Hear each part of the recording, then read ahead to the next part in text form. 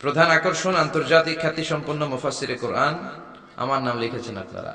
এই কথাটা কমন হয়ে গেছে, সবার নামের আগে দেখি আন্তর্জাতিক খ্যাতি সম্পন্ন, আবার মুফাসসিরে কোরআন। মুফাসসিরে কোরআন এটা কিন্তু একটা ডিগ্রি, এটা একটা ডিগ্রি। আপনাকে 4 বছরের ডিগ্রি নিতে হবে তাফসিরের উপর।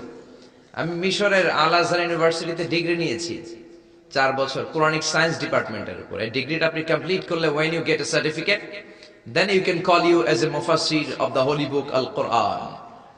এর আগে আপনি মুফাসসির নন। এজন্য মাইকে যারা কথা বলেন, আপনাদেরকে কোথায় দাওয়াত করলে আপনি মুফাসসির না হলে আপনি সোজা সবটা বলবেন, ভাই আমি মুফাসসির নই, আমার নাম লিখে দেন শুধু। এখন সব জায়গায় মুফাসসিরে কোরআন আছে না নাই? দেশের 64 জেলাতেও যায় নাই, উনি আন্তর্জাতিক খ্যাতি সম্পন্ন মুফাসসিরে কোরআন। আছে না নাই? আমার নামের আগে মুফাসসিরে কোরআন আন্তর্জাতিক খ্যাতি সম্পন্ন একটাও আমি পছন্দ করি না। আমার নাম মিজানুর রহমান, আর আল আজহারে পড়াশোনা করেছি, এজন্য একটা ডিগ্রি তারা আমাকে দিয়েছে, আজহারি। That's enough. মিজানুর রহমান আজহারি, এই নামটা শুনে আপনারা দোয়া করলে আমার জীবন ধন্য। আমার আন্তর্জাতিক খ্যাতি সম্পন্ন হওয়ার দরকার নাই, আমার অত কিছু টাইটেলের দরকার নেই। মানুষ যত বড় তার নাম হবে ছোট। মহাবিশ্বের সবচাইতে শ্রেষ্ঠ যে মহামানব আমাদের প্রিয় নবী, চিল্লায় বলেন ঠিক কিনা? গোটা বিশ্বের মানুষ তার প্রশংসা করে। এই বিশ্ব নবী ঈসা ইসলামের এক শব্দে নাম, কি নাম তার? মুহাম্মদ। MUHAMMAD, মিম হা মিম দাল, মুহাম্মদ। এক শব্দে তার নাম। এত কিছু নাই, এত উপাধি নাই, লকব নাই। কত সুন্দর করে আল্লাহ তার নামে একটা কোরআনের সূরাও দিলেন, জোরে বলেন ঠিক কিনা? এই নবীর প্রশংসা শুধু আমরা করি না, গোটা বিশ্ব করে। গোটা বিশ্বের মানুষ আমার নবীর প্রেমে ভালোবাসায় মাতোয়ারা। আপনি ইংল্যান্ডের ব্রিটিশ মিউজিয়ামে যদি কখনো ঢুকেন, দেখবেন ইংল্যান্ডের ব্রিটিশ মিউজিয়ামের এন্ট্রান্সে সাদা পাথরের ফলকে লেখা, as a father, as a teacher, as a law giver, as a law maker, as a reformer of the society, Muhammad is the superman of the world. বাবা হিসেবে, নেতা হিসেবে, সমাজ সংস্কারক হিসেবে মুহাম্মদ হচ্ছে এই পৃথিবীর একজন সুপারম্যান। ও যুবক ভাইরা, সুপারম্যানের টি শার্ট গেঞ্জি লাগালে সুপারম্যান হওয়া যায় না, সুপারম্যানের ট্যাটু লাগালে সুপারম্যান হওয়া যায় না, সুপারম্যানের স্টিকার লাগালে সুপারম্যান হওয়া যায় না। সুপারম্যান হতে হলে বিশ্বনবীর অনুসারী হওয়া লাগে, চিল্লায় বলেন ঠিক কিনা? এটা কি কোনো মুসলিম দেশের জাদুঘরে, মিউজিয়ামে লেখা, নাকি খ্রিস্টানদের জাদুঘরে? আসলে এবার বৌদ্ধ ধর্মে ঢুকি। বৌদ্ধদের বর্তমান বিশ্বের সবচেয়ে বড় ধর্মীয় নেতার নাম দালাই লামা, তিব্বতের ধর্মীয় গুরু। তিনি একটা ইন্টারন্যাশনাল কনফারেন্সে বলেছেন, the last messenger of Muslim community, মুসলিম বিশ্বের সর্বশেষ নবী, তিনি সাধারণ কোন মানব নন, তিনি অবিসংবাদিত মানব হয়ে পৃথিবীতে এসেছেন। এটা কোন মুসলমানের কমেন্ট নাকি বৌদ্ধদের কমেন্ট? সুবহানাল্লাহ কইতে মন চায় না? এবার আসেন খ্রিস্টানরা আবার কি বলে। মাইকেল এইচ হার্ট একটা বই লিখেছেন, বইটার নাম হচ্ছে দি 100, a ranking of the most influential personality in the world. পৃথিবী কাঁপানো 100 জন মনীষীর জীবনী তিনি সেখানে এনেছেন। সেখানে তিনি তার ধর্মের নবী জেসাস ক্রাইস্ট, যীশু খ্রিস্টের জীবনী এনেছেন, মুসা আলাইহিস সালামের জীবনী এনেছেন, জোসেফ, ইউসুফ আলাইহিস সালামের জীবনী এনেছেন, আব্রাহাম মানে ইব্রাহিম আলাইহিস সালামের জীবনী এনেছেন, আদম আলাইহিস সালামের জীবনী এনেছেন, আইনস্টাইনের জীবনী এনেছেন, আইজাক নিউটনের জীবনী এনেছেন, দালাই লামার জীবনী এনেছেন, গোটা বিশ্ব কাঁপানো সব নেতাদের জীবনী এনেছেন। কিন্তু তিনি খ্রিস্টান হয়েও সর্বপ্রথমে র্যাঙ্কিং এ যাকে 1 নম্বরে রেখেছেন, তিনি হচ্ছেন আমার নবী, আপনার নবী, পেয়ারা নবী, বিশ্ব নবী মুহাম্মদুর রাসূলুল্লাহ সাল্লাল্লাহু আলাইহি সাল্লামের নাম। এটা এই বইয়ের লেখক কি কোনো মুসলমান না খ্রিস্টান? এবার আসেন হিন্দু ধর্মের একটু ঢুমারি। মহাত্মা গান্ধীর নাম শুনছেন? ভারতের অবিসংবাদিত নেতা, ব্রিটিশ খেদাও আন্দোলনের পুরোধা। তিনি বারড ল করেছেন লন্ডন থেকে, পেশায় একজন ব্যারিস্টার। তিনি ভাবলেন সবসময় মুসলমানদের একজন নবীর কথা শুনি, আমার হিন্দুস্থানে সবাই বলে মোহাম্মদ মোহাম্মদ, কে মোহাম্মদ, দেখি তো তার একটা জীবনী গ্রন্থ পড়ি। তো 2 খণ্ডের একটা জীবনী গ্রন্থের প্রথম খণ্ড উনি পেলেন। উনি ভাবলেন ভূমিকাটা, বইয়ের ভূমিকাটা পড়ে রেখে দেব, পুরোটা পড়ার দরকার নাই। কিন্তু ভূমিকা পড়ার পরে পুরো জীবনী পড়ার আগ্রহ, কৌতূহল, কিউরিওসিটি তার অন্তরে ঢুকিয়ে দিল কে? পড়তে শুরু করলো। বিশ্বনবীর শৈশবকাল, কৈশোরকাল, যৌবনকাল, তার বিবাহ, তার সমাজনীতি, তার রাষ্ট্রনীতি, তার আন্তর্জাতিক নীতি, তার মাক্কি জীবন, তার মাদানী জীবন, পড়তে পড়তে প্রথম খণ্ড শেষ। এখন দ্বিতীয় খণ্ড পড়ার দরকার আছে না নাই? দ্বিতীয় খণ্ড তো তার কাছে নাই। তিনি একবার ইন্ডিয়ার পুরাতন লাইব্রেরিগুলোকে তন্ন তন্ন করে খুঁজে দ্বিতীয় খণ্ড জোগাড় করলেন, সেটাও পড়লেন। পরে তিনি অবাক, তিনি কমেন্ট করলেন, I have scanned lot of biographies in my life, but the biography of last messenger Muhammad was an unique, unparalleled and fantastic biography I've ever read. চিল্লায় বলেন আল্লাহু আকবার। আমি ভারতের নেতা মহাত্মা গান্ধী অনেকের জীবনী পড়লাম, কিন্তু মুসলমানদের নবী মুহাম্মাদের জীবনীর মতো কোনো জীবনী পাই নাই। এই জীবনীটা, এটা একটা ইউনিক, আনপ্যারালাল, ফ্যান্টাস্টিক জীবনী, যে জীবনীর সাথে কারো জীবনীর কোনো মিল নাই। পড়েন সুবহানাল্লাহ। এটা কোনো মুসলমানের কথা না হিন্দুর কথা? এটা হিন্দুর কথা। ইংলিশ লিটারেচার নিয়ে যারা পড়াশোনা করো তোমরা জর্জ বার্নার্ড শোর নাম শুনে থাকবে, শুনেছো? তিনি লিখেছেন বিশ্বনবীর বায়োগ্রাফি পড়ে, I've studied him, the wonderful man. In my opinion, far from being antichrist, and he must be called the savior of humanity. আমি মুহাম্মাদের জীবনীটাকে ব্যক্তিগতভাবে পড়েছি। আমার পক্ষ থেকে তাকে খ্রিস্টান বিরোধী বলা তো দূরের কথা, তাকে মানবতার ত্রাণকর্তা বলতে হবে। চিল্লায় বলেন সুবহানাল্লাহ। ব্লগ লিখে লিখে বিশ্বনবীর জীবনীর ব্যাপারে কুৎসা রটনা করে, গালি দেয় আর ফতুয়া ছড়ায়। নবী কেন এতগুলো বিয়ে করলো, 11 জন বিবি কেন তার, 2 জন দাসী কেন তার, এগুলো তাদের চোখে পড়ে। কিন্তু 25 বছরের একজন তাগড়া যুবক 40 বছরের একজন প্রৌঢ় নারীকে যে বিয়ে করেছে সেটা তাদের চোখে পড়ে না। এই মহামানবটা একটা কুমারী নারীকে বিয়ে করেছে, আয়েশা, বাকি সবগুলো ছিল বিধবা। খাদিজা শুধু 40 বছরের প্রৌঢ় নারী নয়, বিশ্বনবীর সংসারে আসার আগেও খাদিজার আরো 2টা বিয়ে হয়েছে।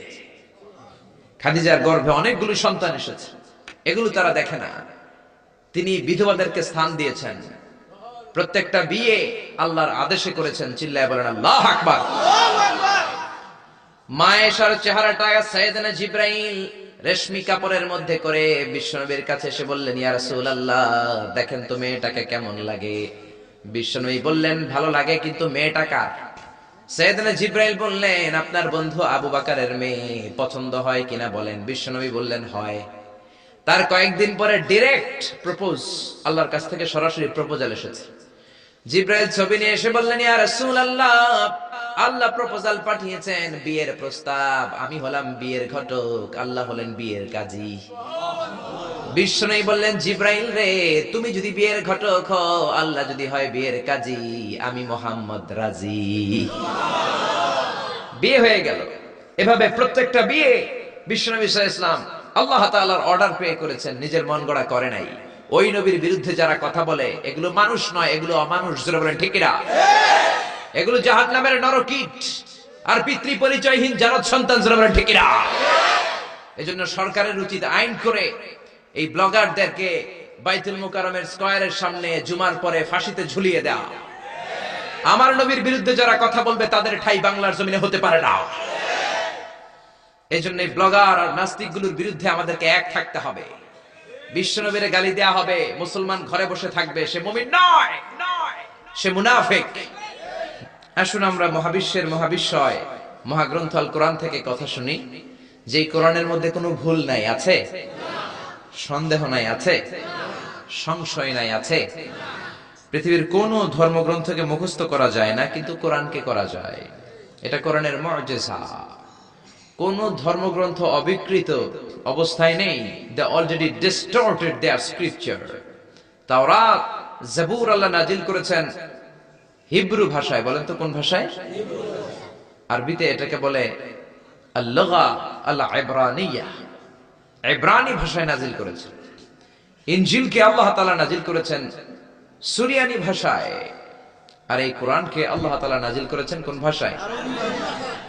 রব্বুল আলামিন বলেন, ইন্না আনজালনাহু কুরআনান আরাবিয়্যান লাআল্লাকুম তাআকিলুন। ও নবী, এই কোরআনকে আমি সুরিয়ানি ভাষায় পাঠাই নাই, ইব্রানি ভাষায় পাঠাই নাই, চাইনিজ ভাষায় পাঠাই নাই, ইংলিশ ভাষায় পাঠাই নাই।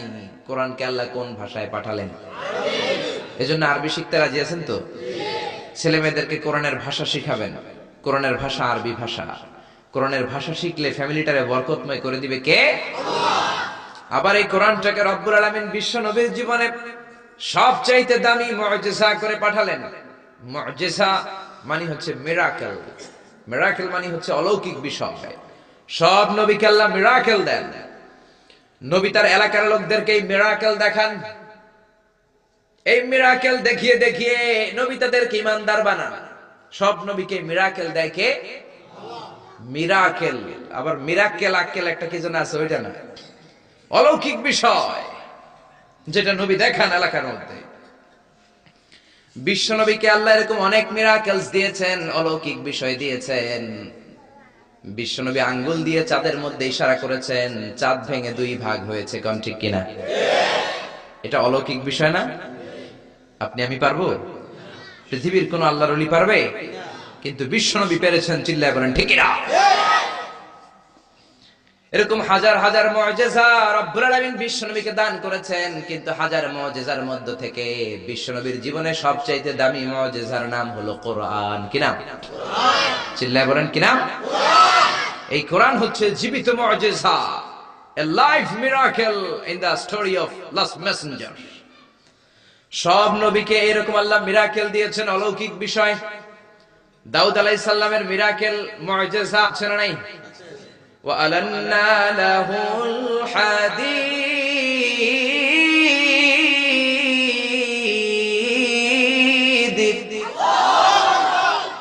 আল্লাহ কোরআনে বললেন, আমি আমার পয়গম্বর দাউদ আলাইহিস সালামকে যে মিরাকেল বা অলৌকিক বিষয়টা দিয়েছি সেটা হলো লোহাকে নরম করার ক্ষমতা।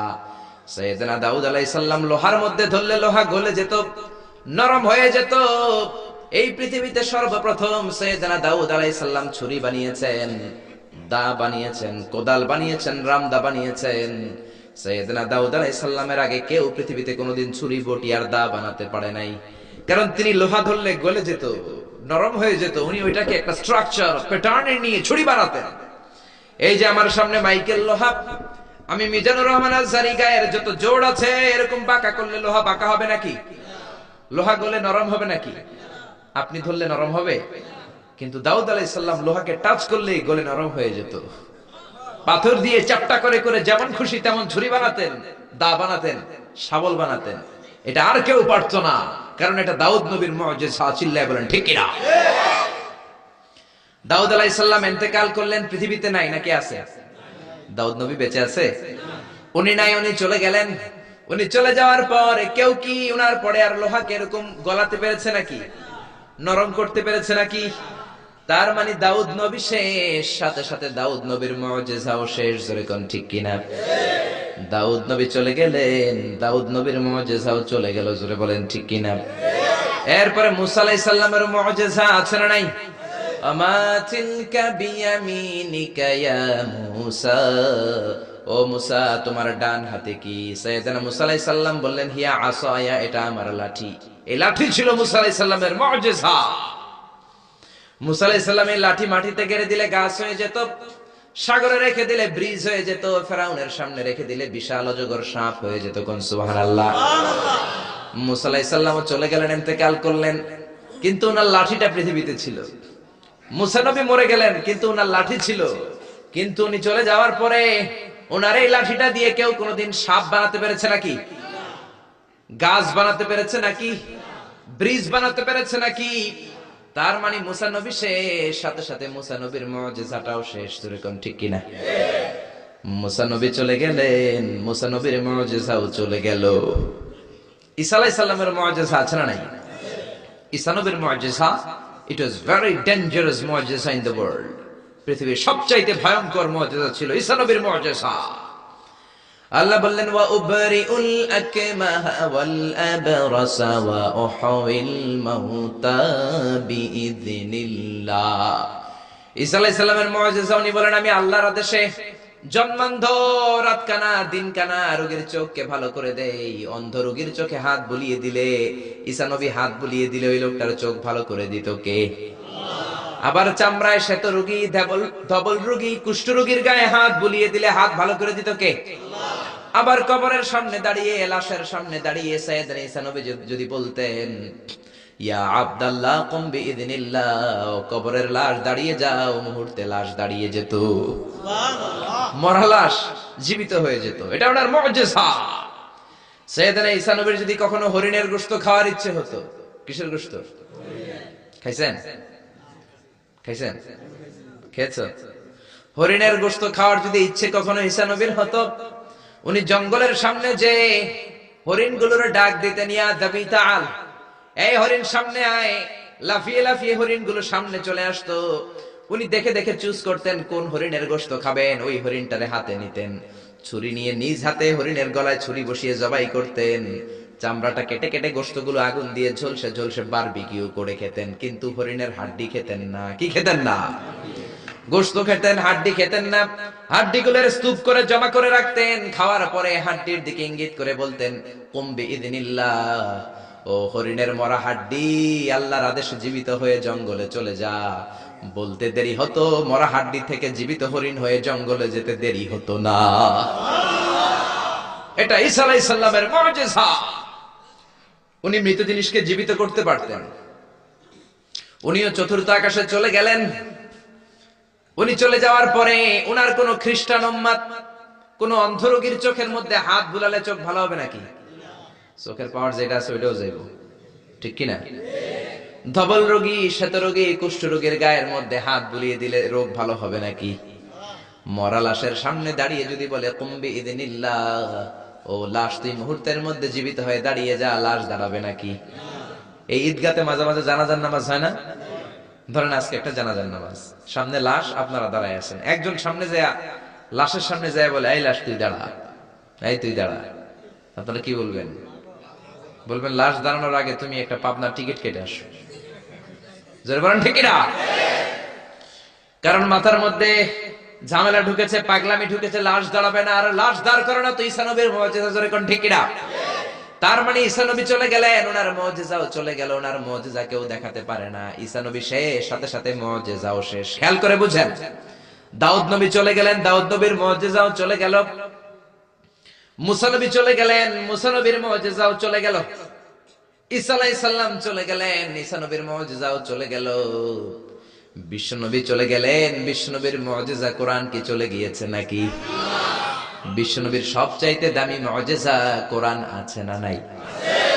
বিশ্বনবী ইন্তেকাল করলেন, বিশ্বনবীর উপর নাজিল হওয়া সবচাইতে দামি মুজিজা কোরআন কি ইন্তেকাল করেছে নাকি? কোরআন ইন্তেকাল করে নাই, কোরআন মরে যায় নাই, কোরআন চলে যায় নাই। Up to the day of judgment, up to the day of resurrection কোরআন থাকবে। কোরআন হেদায়েতের আলো ছড়িয়ে যাবে। চিল্লায় বলেন ঠিক কিনা? এজন্য জীবনের সব অঙ্গনে এই কোরআন মানতে রাজি আছেন তো? কিছু মানবেন, কিছু মানবেন না এমন না তো? তাফসীরুল কোরআনে আসবেন তো? একদল আছে তাফসীরুল কোরআন, এটা ভালো লাগে না। তাফসীরুল কোরআন এই শব্দটাই তাদের ভালো লাগে না। তাফসীরুল কোরআন শুনলেই এদের গায়ে চুলকানি হয়, আছে না নাই? নামাজের রোজার ধারে ধারে না, তাফসীর মাহফিল চোখে সয় না। জোরে কোন ঠিক কিনা? নামাজ রোজার ধারে ধারে না, তাফসীর মাহফিল চোখে সয় না। শুধু খেলে কবু একবার ওই গুনাতি হাতুর ফাঁকি দিলি শুধু জনগণকে, আল্লাহর দরবারে বরখাস্ত খাস্ত হয়, পাপ করিবার হস্ত হস্ত হয়। তাই যদি হয় ব্যস্ত ব্যস্ত, কি করিলি দুনিয়াতে নিজেকে সঠিক বলে। ফাঁকি দিলি শুধু জনগণকে, আল্লাহর দরবারে বরখাস্ত খাস্ত হয়, পাপ করিবার হস্ত হস্ত হয়। তাই যদি হয় ব্যস্ত ব্যস্ত। চিল্লায় বলেন ঠিক না? তাফসীর মাহফিল ভাল লাগে না, গায়ে চুলকানি হয়। কিন্তু এই তাফসীর দিয়ে যে এদেশে কত খেদমত হয়েছে, কত কাফির মুসলমান হয়েছে, কত নাস্তিক আস্তিক হয়েছে, তার কোনো ঠিক নাই। জোরে কোন ঠিক কিনা? এদেশের একজন মুফাসসির আছে যার হাতে হাত রেখে হাজার হাজার অমুসলিম ইসলাম ধর্ম গ্রহণ করেছে। জোরে বলেন ঠিক কিনা? জেলখানাতে বন্দী। এখন জেলখানা বানানো হয় চোর বাটপারের জন্য। কার জন্য? এখন চোর বাটপার দেশের বাইরে, জেলের বাইরে, আর মুফাসসির কোরআন জেলখানার ভিতরে। চিল্লায় বলেন ঠিক কিনা? জেলখানায় কোনো মুফাসসির বসে বসে কাঁদলে তার জন্য চিন্তিত হওয়ার কারণ নাই। তার গুনাহগুলো মাফ করে দিচ্ছে কে? আল্লাহ। তাকে ওলিদের শিরোমণি বানিয়ে দিচ্ছে কে? আল্লাহ। আমরা বিপদ আসলে কষ্ট পাই, আল্লাহরে বকা দেই। রোগ আসলে কষ্ট পাই, আল্লাহরে গালি দেই। সাহাবারা রোগ আর বিপদ না আসলে ভয় পেয়ে যেতেন। কারণ বিশ্বনবী বলতেন আসাদুন নাসি বালা আনাল আম্বিয়া, সবচাইতে বেশি আল্লাহ পরীক্ষা করেন নবীদেরকে, সুম্মাল আমসাল ফাল আমসাল, তারপরে সিদ্দিকিন শুহাদাদেরকে, আল্লাহর ওলিদেরকে। মানুষ আল্লাহর কাছে যত প্রিয় তার পরীক্ষাটাও তত করা, ঠিক না? এজন্য জেলখানায় কেউ থাকলে তার জন্য অত কষ্টের দরকার নাই, চিন্তার দরকার নাই, তার মর্যাদা বাড়িয়ে দিচ্ছে কে? আল্লাহ তার মর্যাদা বাড়িয়ে দিচ্ছে। তার জনপ্রিয়তার মতো জনপ্রিয়তা এই বাংলার জমিনে কারো নাই। এখনো আধা ঘন্টা তার কথা শোনার সুযোগ যদি দেয়া হতো, বাংলার কোনো মাঠ নাই, ঘাট নাই, বিল নাই, স্কয়ার নাই, সিলেটের হাকালুকি হাওর নাই যেখানে লোক জায়গা দেয়া যাবে। চিল্লায় বলেন ঠিক না? এজন্য যে কোরআনের রাস্তায় আমরা নেমেছি, এই রাস্তাটা বড় কঠিন। কালিমার দাওয়াত আপনি দিবেন, কালিমার কথা বলবেন, কালিমার পক্ষে থাকবেন, এই জিনিসটা এত সোজা না। কেউ আপনার রাস্তায় ফুল বিছিয়ে রাখবে না। এ রাস্তা কুসুমাস্তীর্ণ নয়, এটা কণ্টকাকীর্ণ। আপনাকে ঝুঁকি নিয়ে কথা বলতে হবে, আপনাকে ঝুঁকি নিয়ে ময়দানে কাজ করে যেতে হবে, ঝুঁকি নিয়ে কালিমার দাওয়াত দিতে হবে। চিল্লায় বলেন ঠিক না? এই কালিমার পথে আমরা উঠেছি, এই কোরআনের পথে আমরা নেমেছি। দুনিয়ার কোনো কিছু দিয়ে এই কোরআনের রাস্তা থেকে ফেরানো যাবে না, কোন ঠিক কিনা? বিশ্বনবীর কাছে অনেক প্রস্তাব ছিল। কাফিরেরা 3 দফা প্রস্তাব দিল। আব্দুল্লাহর বেটা মুহাম্মদ 3 দফা প্রস্তাব। কয় দফা? ও মুহাম্মদ, মদিনার নেতা হতে চাও? 1 দফা, নেতা বানিয়ে দেব। সম্পদ চাও? সম্পদ দিয়ে দেব। সুন্দরী নারী চাও? নারী দিয়ে দেব। এই কালেমার দাওয়াত ছেড়ে দাও, কোরআনের তাফসীর ছেড়ে দাও। বিশ্বনবী বললেন তোমাদের দফা 3টা, আমার দফা 1টা। সবাই বলল তোমার কি দফা? বিশ্বনবী বললেন লা ওয়াদাউ শামসা ফি ইয়ামিনি। আর সম্পদ, নারী আর ক্ষমতা তো দূরের কথা, আকাশের সূর্যটা যদি ডান হাতে দাও, ওয়াল কামারা ফি ইয়াসারি, আকাশের চন্দ্রটা যদি বাম হাতে দাও, এই কোরআনের রাস্তা থেকে এক চুল পরিমাণ আমারে পিছনে সরানো যাবে না, যাবে না, ঠিক না? এজন্য কোরআনের পথে আমরা নেমেছি। আমরা ভয় পাই একজনকে, সে আল্লাহর খুশির জন্য এই পথে আমরা আন্দোলন চালিয়ে যাবো, ঠিক না? আমরা এই কোরআন নিয়ে মরতে চাই। কোরআনের পথে যেন আমরা থাকতে পারি, আল্লাহ যেন কবুল করে আমরা পড়ি, আমিন। আসুন সেই কোরআন থেকে আমরা কথা শুনি, সরাসরি কোরআন থেকে তাফসীর শুনি। রাজি আছেন তো? কষ্ট হচ্ছে না তো? মন খারাপ করে দিলাম না তো? এই মুফাসসিরে কোরআনের কথা শুনলে সবার মন খারাপ হয়ে যায়। একজন মানুষের কত জনপ্রিয়তা। আমি আজকে 50 বছর কোরআনের তাফসীর করেছি সারা বাংলাদেশে, সারা পৃথিবীতে। আমাকে বানানো হয়েছে যুদ্ধ অপরাধী, আমাকে বানানো হয়েছে চোর, ডাকাত, হত্যাকারী, ধর্ষণকারী। আমি আল্লাহর নামে কসম করে বলছি, আল্লাহ তোমার ইজ্জতের কসম, তোমার সম্মানের কসম, 1971 সনের 1 ফোঁটা বালি বা কাদা আমার গায়ে লাগে নাই, লাগে নাই, লাগে নাই। কিন্তু আপনারা তো ওনার কথা শুনে চোখের পানি ছেড়ে দিলেন। আমি কি আপনার জন্য 2 রাকাত নফল নামাজ পড়ে দোয়া করব? নেভার। আমি জাস্ট একটা দোয়া পড়ে ফু দিয়ে দিব। কিন্তু আপনারা তার জন্য নফল নামাজ পড়েও দোয়া করেছেন। আমি কি আপনার জন্য 2টা রোজা রেখে দোয়া করব? আপনারা তো তার জন্য রোজা রেখেও দোয়া করেছেন। এদেশের মানুষ দেহের তাজা রক্ত বিলিয়ে দিতেও কোরআনের জন্য কুণ্ঠাবোধ করে না। চিল্লায় বলেন ঠিক কিনা? এজন্য জীবনের সব অঙ্গনে সেই কোরআনের আইনগুলো মানার দরকার আছে না নাই? আল্লাহ আমাদেরকে to the right sense of direction, সঠিক পথে চলার তৌফিক দান করুক, উত্তম ফয়সালার দিকে যাওয়ার তৌফিক দান করুক। আমরা পড়ি আমিন। কোরআনের সবচেয়ে যে দামি আয়াত, ওই আয়াতটার তাফসীর আজকে করব।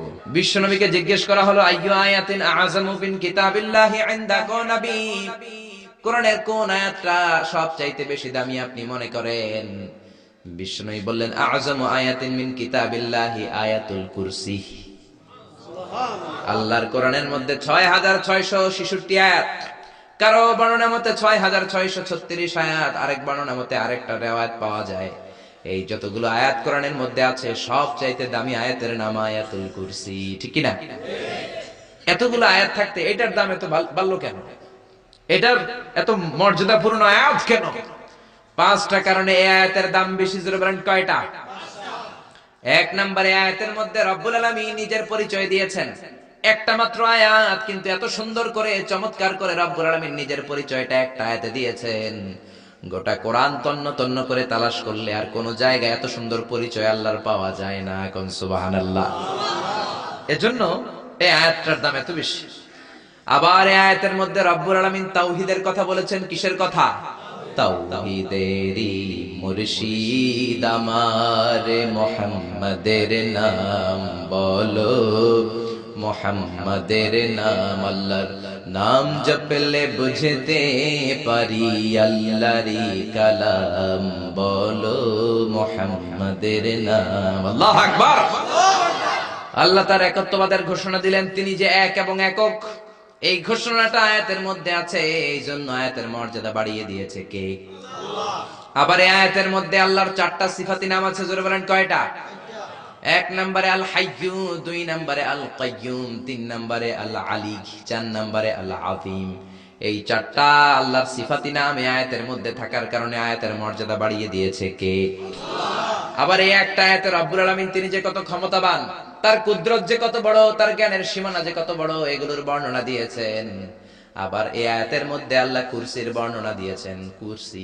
কুরসি হচ্ছে পৃথিবীতে, মহাবিশ্বে আল্লাহ যে 4টা জিনিস সর্বপ্রথম তৈরি করেছে, আরশ, কুরসি, লৌহ, কলম, এই 4টা জিনিসকে মহাবিশ্বে আল্লাহ সর্বপ্রথম তৈরি করেছেন। এই কুরসির কথাও এই আয়াতের মধ্যে আছে না নাই? এই কুরসি শব্দটা থেকেই আয়াতের নামকরণ করা হয়েছে আয়াতুল কুরসি। এরপরে বিশ্বনবী আপনাদেরকে বললেন, মান কারা আয়াতুল কুরসি দুবুরা কুল্লি সালাতিন মাকতুবাতিন লাম ইয়ামনাহু মিন দুখুলিল জান্নাতি ইল্লাল মাউত। কেউ যদি প্রত্যেক ফরজ নামাজের পরে একবার করে আয়াতুল কুরসি পড়ে, সে জান্নাতে ঢোকার ক্ষেত্রে কোনো বাধা নাই, একটাই বাধা, তার মরণ। লোকটা মরে না, তাই জান্নাতে যায় না, মরলেই জান্নাতি। আল্লাহু আকবার। এই জন্য প্রত্যেক ফরজ নামাজের পর আয়াতুল কুরসি পড়ার দরকার আছে না নাই? It should be a special wazifa for every Muslim at every evening and every morning. After every congregational prayer you offer in mosque. প্রত্যেক জামাতে নামাজের পরে প্রত্যেক মুসলমানের ওয়াজিফা হওয়া দরকার আয়াতুল কুরসি।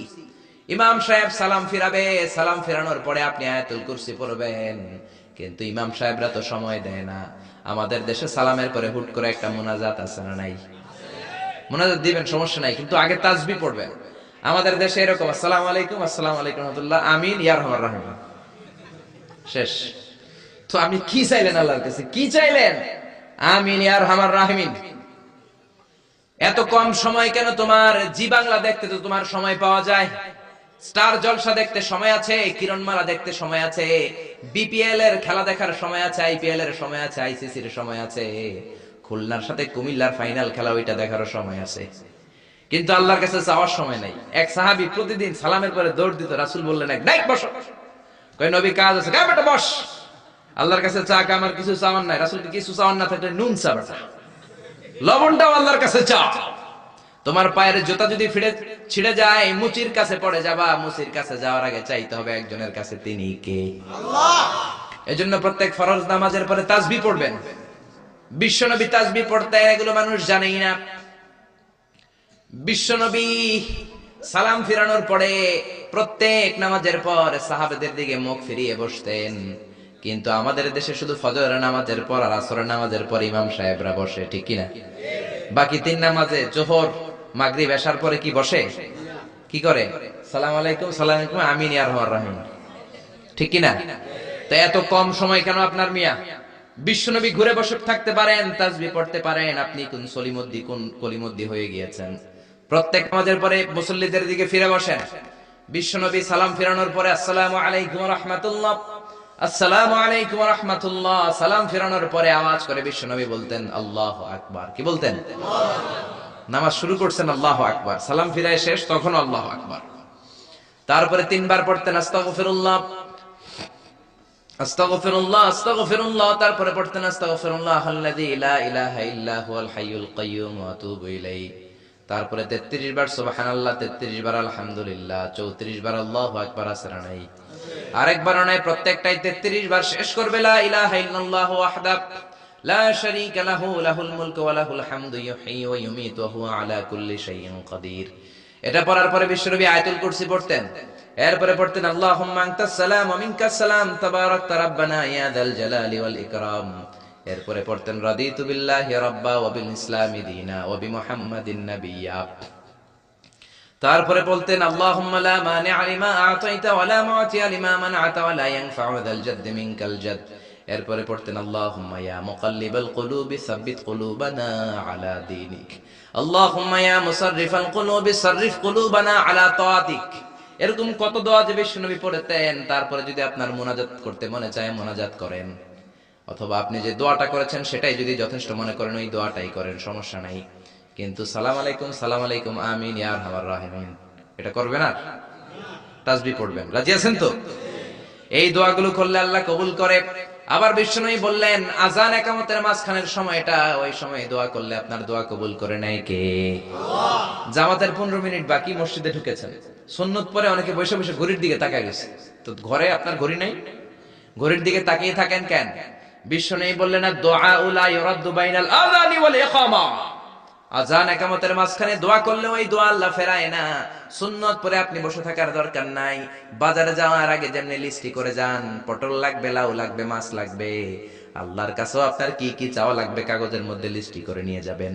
মসজিদে বসে বসে সুন্নত নামাজের পরে মুয়াজ্জিনের ইকামতের আগে ওইগুলো আল্লাহর কাছে চাওয়ার দরকার আছে না নাই?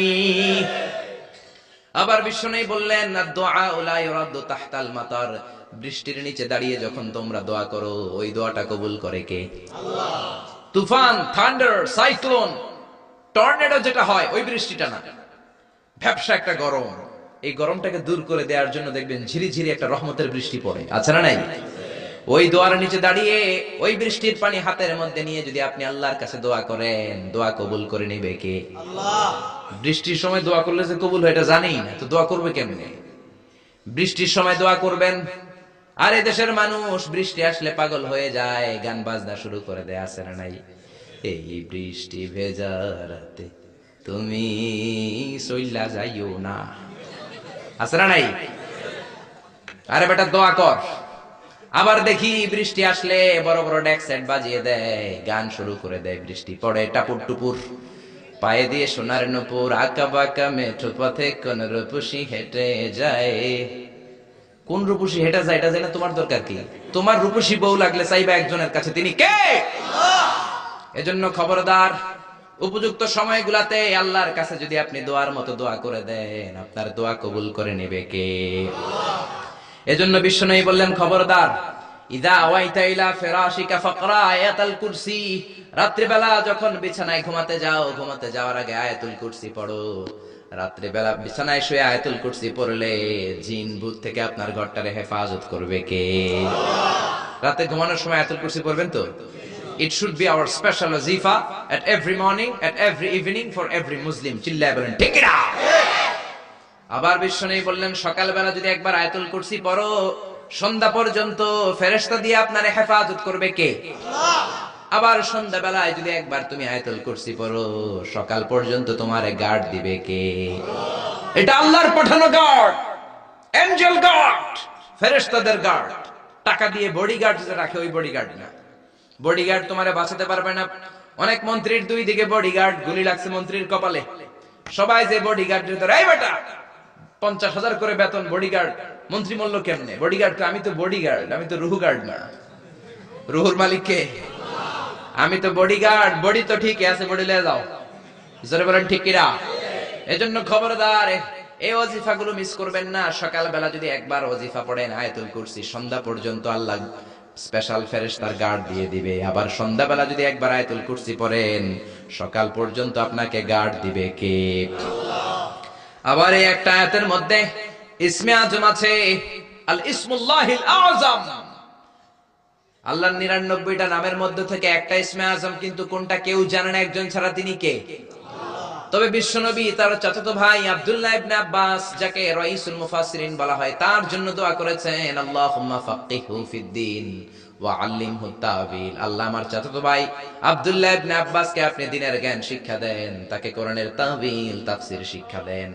বিশ্বনবীর দোয়ার বরকতে তিনি গোটা মুফাসসিরদের সম্রাট হয়েছেন। কোন সুবহানাল্লাহ। রাইসুল মুফাসসিরিন আব্দুল্লাহ ইবনে আব্বাস তানভীরুল মিকবাস ফি তাফসীর ইবনে আব্বাস রেফারেন্স উনি বলেন, আমার কোরআনের যতটুকু জ্ঞান বিশ্বনবীর দোয়ায় আমি পেয়েছি, আমার মনে হয় আল্লাহর ইসমে আজমটা কোরআনের কোন আয়াতের মধ্যে নাই, আছে শুধু আয়াতুল কুরসির মধ্যে। যেরকম সুবহানাল্লাহ। তুমি ইউনুস নবীরে যখন খাইলো মাছেতে গিলিয়া ফেরেশতা পাঠাইয়া দিলে ইসমুল্লাহিল আযম, ফেরেশতা পাঠাইয়া দিলে ইসমে আজম দিয়া, প্রাণে ছিল যাহার ভয় সেটা পাইল যে আশ্রয়, শত্রুদেরই হাত থেকে বাঁচাইলে প্রাণ। আল্লাহু আল্লাহু পড়েন, আল্লাহু আল্লাহু তুমি জাল্লে জালালুহু, শেষ করা তো যায় না গে তোমার গুণগান। আল্লাহু আল্লাহু, এই যে ইসমে আজম, যে ইসমে আজমের বদৌলতে রব্বুল আলামিন ইউনুস নবীকে তিমি মাছের পেট থেকে মুক্তি দিলেন, ওই ইসমে আজম কোরআনের কোন আয়াতে আছে কেউ জানে না। তবে আব্দুল্লাহ ইবনে আব্বাস বলেন, আমার মনে হয় আল্লাহু লা ইলাহা ইল্লা হুয়াল হাইয়ুল কাইয়্যুম, এই আল হাইয়ুল কাইয়্যুম এই শব্দটাই হলো ইসমে আজম। সুবহানাল্লাহ। এজন্য এই শব্দ দিয়ে দোয়া করবেন।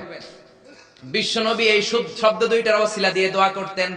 বিশ্বনবী দোয়া করতেন, ইয়া হাইয়্যু ইয়া কাইয়্যুম বিরহমাতিকা আস্তাগীস, ও হাইয়্যু ও কাইয়্যুম আপনার বদৌলতে আপনার নামের ওসিলায় আপনার কাছে আমরা পানাহ চাই। বিরহমাতিকা আস্তাগীস, আস্তাগীস শব্দটা এসেছে আল গাইস থেকে, আল গাউস। গাউস মানে সাহায্যকারী। গাউসুল আজম কার নাম? নাকি আব্দুল কাদের জিলানীর নাম?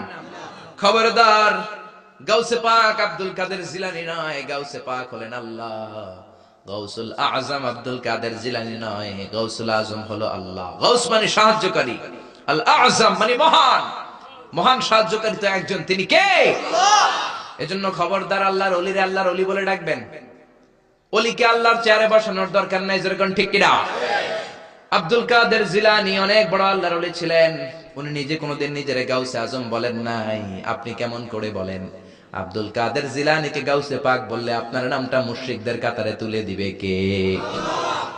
এজন্য আয়াতুল কুরসিটা হবে আমাদের স্পেশাল ওয়াজিফা। সবাই সকাল সন্ধ্যা আয়াতুল কুরসি পড়বেন তো? পড়বেন তো? আল্লাহ আয়াতুল কুরসির শব্দটা শুরু করেছেন আল্লাহ শব্দ দিয়ে। কোন শব্দ দিয়ে? আয়াতুল কুরসির প্রথম শব্দটা কি? আল্লাহু লা ইলাহা ইল্লা হুয়াল হাইয়ুল কাইয়্যুম। আল্লাহ, এই শব্দটা দিয়ে আয়াতুল কুরসি শুরু। এই আল্লাহ শব্দটা আল্লাহর আসল নাম। কি নাম? জোরে বলেন, কি নাম? এটাকে বলে ইসমুজ জাত। আল্লাহর জাতি নাম, আল্লাহর আসল নাম। আল্লাহ নিজেই আল্লাহর নাম রেখেছেন। আল্লাহর নাম রেখেছে কে? আপনার নাম আল্লাহ রাখেন নাই। আপনার নাম রেখেছে আপনার দাদা, আপনার নাম রেখেছে আপনার কাকা, আমার নাম রেখেছে আমার দাদা, আমার বাবা। গোটা বিশ্বের সবার নাম তার বাবা তার দাদারা রাখে, কোন ঠিক কিনা? কিন্তু আল্লাহর কি বাবা কিংবা দাদা আছে নাকি? তো ওনার নাম তো একজনের রেখে দেওয়া লাগবে। আল্লাহকে আমার দাদা নাই, আমার বাবা নাই, তোমাদের মতো আমার কাকা নাই, আমার নানা নাই, আমার নামটা আমি নিজেই রেখে দিয়েছি। আল্লাহু আকবার। আল্লাহ বললেন, ইন্নানি আনাল্লাহু লা ইলাহা ইল্লা আনা ফা'বুদনি ওয়া আকিমিস সালাতা লিযিকরি। ইন্নানি আনাল্লাহ, আমি হলাম আল্লাহ, আমি ছাড়া কোনো ইলাহ নাই, আমার শরণে নামাজ কায়েম করো। আল্লাহর নাম কেউ রাখে নাই, আল্লাহ নিজেই রেখেছেন, কোন ঠিক কিনা? আবার আল্লাহ নামে আল্লাহ ছাড়া দুনিয়াতে কেউ নাই। আল্লাহ নামে আল্লাহ ছাড়া দুনিয়াতে আর কেউ আছে? আল্লাহ ছাড়া আর কারো নাম কোনদিন আপনি শুনছেন? আল্লাহ। আমি পৃথিবীর অনেক দেশ ঘুরছি, কম করে এক ডজন দেশ আমি পৃথিবীতে ঘুরেছি। আমি কোথাও কারো নাম আল্লাহ শুনি নাই। আপনি শুনেছেন? কেউ শুনেন নাই। শুনবেন কোত্থেকে? কারণ আল্লাহ নামটা আল্লাহ ছাড়া আর কারো নাই। চিল্লায় বলেন ঠিক কিনা? এমনকি কোন নাস্তিকও তার নিজের নাম আল্লাহ বলে না, কোন শয়তানের গড ফাদারও নিজের নাম আল্লাহ বলে নাই, এমনকি ফেরাউনও তার নিজেকে আল্লাহ বলে নাই। ফেরাউন নিজেকে দাবি করেছে আমি বড় রব। ফাহাশারা ফানাদা ফাকালা আনা রাব্বুকুমুল আ'লা। মিশরের সব লোককে জড়ো করে সে বলে নাই আমি আল্লাহ, সে বলেছে আমি তোমাদের বড় রব, আমি তোমাদের বড় খোদা। আসলে খোদা না হুদা? জোরে বলেন, খোদা না হুদা? এই জন্য বেয়াদবটাকে রব্বুল আলামিন সাগরের লোনা পানির মধ্যে ডুবিয়ে ডুবিয়ে মেরেছেন। সাইয়েদনা মুসা আলাইহিস সালামকে মারার জন্য পেছন থেকে হামলা করা হলো। সাইয়েদনা মুসা আলাইহিস সালাম লোহিত সাগরের দিকে দিলেন একটা দৌড়ে, দৌড়াতে দৌড়াতে সামনে লোহিত সাগর। আল্লাহর কাছে চোখের পানি ছেড়ে দিয়ে ডেকে বলেন, আল্লাহ, সামনে বিশাল লোহিত সাগর, কেমন করে পার হব? সাঁতার কেটে তো লোহিত সাগর পার হওয়া যায় না। পেছন থেকে ফেরাউনের বাহিনী আমাদেরকে মারার জন্য এসেছে। আল্লাহ বললেন, মুসা, দোয়ার দরকার নাই, তোমার লাঠি দিছি কোন কাজের লাগে? লাঠি দিয়েছি ব্রিজ বানাবা, সাপ বানাবা, বড় বড় জিনিস বানাবা, তোমার হাতের লাঠিটা লোহিত সাগরের মধ্যে রেখে দাও, বিশাল রাস্তা আমি এমনিতেই বানিয়ে দেব। সাইয়েদনা মুসা আলাইহিস সালাম লাঠি ফেললেন, লোহিত সাগরের এক মাথা থেকে আরেক মাথা বিশাল রাস্তা। এই লোহিত সাগর আমি অনেকবার গিয়েছি। Red Sea, it's a border sea between KSA, the Kingdom of Saudi Arabia, and the Arab Republic of Egypt. মিশর এবং সৌদি আরবের মাঝখানে বর্ডার সাগর, এটা লোহিত সাগর। এটার এই মাথায় দাঁড়ালে ওই মাথায় সৌদি আরব। সুবহানাল্লাহ কইবেন না? জেদ্দা নগরী। এই লোহিত সাগরে ফেরাউন ডুবে মরেছে। অনেকে বলে নীল নদে ডুবে মরেছে, ভুয়া কথা। আমি ফেরাউনের দেশের মানুষ মিয়া, এই তথ্য আমার কাছ থেকে শুনেন। আমি ফেরাউনের দেশে ছিলাম 5 বছর, নীল নদের পানি খেয়েছি আমি 5 বছর। সরাসরি নীল নদ থেকে নিয়ে খাই নাই। আবার মিশরের সরকার রিফাইনিং করে, পরিশোধন করে পাইপলাইনের মাধ্যমে গোটা মিশরে ছড়িয়ে দিয়েছে। নীল নদ লম্বায় সবচেয়ে বড়, আড়াআড়িতে বড় নয়। আপনি ভালো সাঁতার জানলে আড়াআড়ি পাশের দিক থেকে আপনি নীল নদকে ক্রস করে ওদিকে চলে যেতে পারবেন। কিন্তু লম্বা এটা 6695 কিলোমিটার লম্বা, পৃথিবীর সবচেয়ে বড় নদ। এটা জান্নাতের নদ। বিশ্বনবী যখন মেরাজে গেলেন, 2টা নদী সিদরাতুল মুনতাহা থেকে জান্নাতে চলে যায়, আর 2টা নদী জান্নাত থেকে পৃথিবীর দিকে নামে। বিশ্বনবী ডেকে বললেন, জিব্রাইল, যেই 2টা নদী জান্নাত থেকে দুনিয়ায় নামে, নদীটার নাম কি? বিশ্বনবী বললেন, একটা ইরাকের ফোরাত নদী, আর একটা হলো আপনার ভাই মুসার দেশ মিশরের নীল নদী। কোন সুবহানাল্লাহ। ফেরাউন বলল, আমি জীবনে মুসারে আসতে দিব না পৃথিবীতে। আল্লাহ বললেন, তোর ঘরে আমি মুসারে বড় করে ছাড়বো। কোন ঠিক কিনা? মুসার মা মুসা আলাইহিস সালামকে সিন্ধুকে করে এই নীল নদে ভাসিয়ে দিয়েছেন। ফেরাউন এই নীল নদে মরে নাই, সে মরেছে লোহিত সাগরে মরে। বিশাল লোহিত সাগরে রাস্তা হয়ে গেল। সাইয়েদনা মুসা আলাইহিস সালাম আল্লাহর শুকরিয়া করে বনি ইসরাইলের মুমিন বান্দাদেরকে নিয়ে, তার কর্মীদেরকে নিয়ে, তার অনুসারীদেরকে নিয়ে, তার সদস্যদেরকে নিয়ে রওনা হলেন। দৌড়াতে দৌড়াতে লোহিত সাগরের এই মাথা থেকে ওই মাথা চলে গেলেন। ফেরাউন ইন দ্য মিন টাইমে চলে এসেছে তার বাহিনী নিয়ে। এসে দেখে মাশাআল্লাহ এত সুন্দর রাস্তা, বিশাল ব্রিজ, চমৎকার শক্ত ব্রিজ। বাঁশ টাস দেওয়া হয় না, যে ব্রিজের ভিতরে দেওয়া হয়েছে শক্ত রড। এই ব্রিজ দেখে তো মহা খুশি, মনে হয় যেন ওর বাবার টাকায় ব্রিজ বানানো হয়েছে। সে অর্ডার করলো, march on the bridge, march on my soldiers on the bridge and try to reach মুসাস। আমার এই সামনের ব্রিজটা পার হয়ে যাও, মুসাকে খপ করে ধরে নাও, আল্লাহকে দ্বারা ধরাইতেছি আমি। ফেরাউনের অর্ডার শুনে সেনাবাহিনীরা লেফট রাইট করে মার্চ করতে শুরু করলো। যেতে যেতে ব্রিজের এই মাথা থেকে ফেরাউন সহ সৈনিকেরা যেতে যেতে ব্রিজের মাঝ বরাবর যখন চলে এসেছে, আল্লাহ মুসারে ডেকে বললেন, ও মুসা, অ্যাকশন নেবার মনে চায় কিনা? মুসা নেই বললেন, মনে চায়। অনেক জ্বালাইছে বেয়াদবটা আমারে, ঘুমাইতে দেয় নাই, খাইতে দেয় নাই, খালি হামলা চালায়। এখনো এরকম মুসলমানদের ঘরে ঘরে হামলা আছে না নাই? ঘরে ঘুমাতে পারে না, নিজ এলাকায় থাকতে পারে না, অন্য থানায় চলে যায়, অন্য গ্রামে চলে যায়, রাতের ঘুম নাই, আত্মীয় স্বজনের সাথে দেখা নাই। দুনিয়ার বুকে কষ্ট করে যাও, জান্নাতের দরজা আল্লাহ তোমাদের জন্য খুলে রেখেছে। আল্লাহ বললেন, অ্যাকশন নিবার মন চায় কিনা মুসা? মুসা বললেন, অবশ্যই। আল্লাহ বললেন, অ্যাকশন নিতে চাইলে আর দেরি করা যাবে না, লাঠিটা তোলো। সুবহানাল্লাহ কইবেন না? মুসা আলাইহিস সালাম লাঠি তুললেন। লাঠি তোলার সাথে সাথে লোহিত সাগরের এই মাথা থেকে ওই মাথার বিশাল ব্রিজ, পুরো ব্রিজটাইকে ভ্যানিশ করে দিল কে? উদাও, কোনো ব্রিজ নাই, শূন্যের মধ্যে সবগুলো থপাস থপাস করে পানিতে পড়তে শুরু করেছে। ও মিয়া, লোহিত সাগর এটা বাংলাদেশের পদ্মা যমুনার মতো হবে মনে হয়? তাহলে মেঘনা নদীর মতো, ব্রহ্মপুত্র, কপোতাক্ষ নদ, বিশাল বড় সাগর, কোন কুল কিনারা পায় না। আবার মেঘনা নদীর মতো হলে মিঠা পানির পানি গিলে গিলে খাওয়া যেত। সাগরের পানি কি মিঠা পানি নাকি লোনা পানি? এই সুন্দর ফুল সুন্দর ফল, মিঠা নদীর পানি, আল্লাহ তোমার মেহেরবানি। মিঠা নদীর পানি হলে খেয়ে ফেলতো, কিন্তু লোহিত সাগরের লোনা পানি, লবণ পানি আর খেতে পারে না। এক ঢোক ভিতরে যায়, বমি করে 2 ঢোক ফালায়। খেতে খেতে খেতে খেতে ফেরাউনের পেটটা এত বড় হয়েছে, আজীবন খেয়েছে মানুষের বাড়ির লাউ, অন্যের বাড়ির কদু, অন্যের বাড়ির খাসির রান। আজকে বেয়াদবের বাচ্চাটারে লোহিত সাগরের লবণের পানির মধ্যে চুবাই কে? পানি খেতে খেতে পেট এত বড়। এবার হাত তুলে কয়, আমি ভালো মানুষ। কি বলে? আমি ভালো মানুষ, আমি ঈমান আনলাম। বনি ইসরাইলের লোকেরা যার প্রতি ঈমান এনেছে, মুসার রব, হারুনের রব, ওই আল্লাহর ছাড়া আমি কাউরে মানি না। কত ভালো মানুষ দেখছেন। আল্লাহ বললেন, no, the time is up, the time is up, I never accept your ঈমান now, এখন তোর ঈমান আমি কবুল করব না।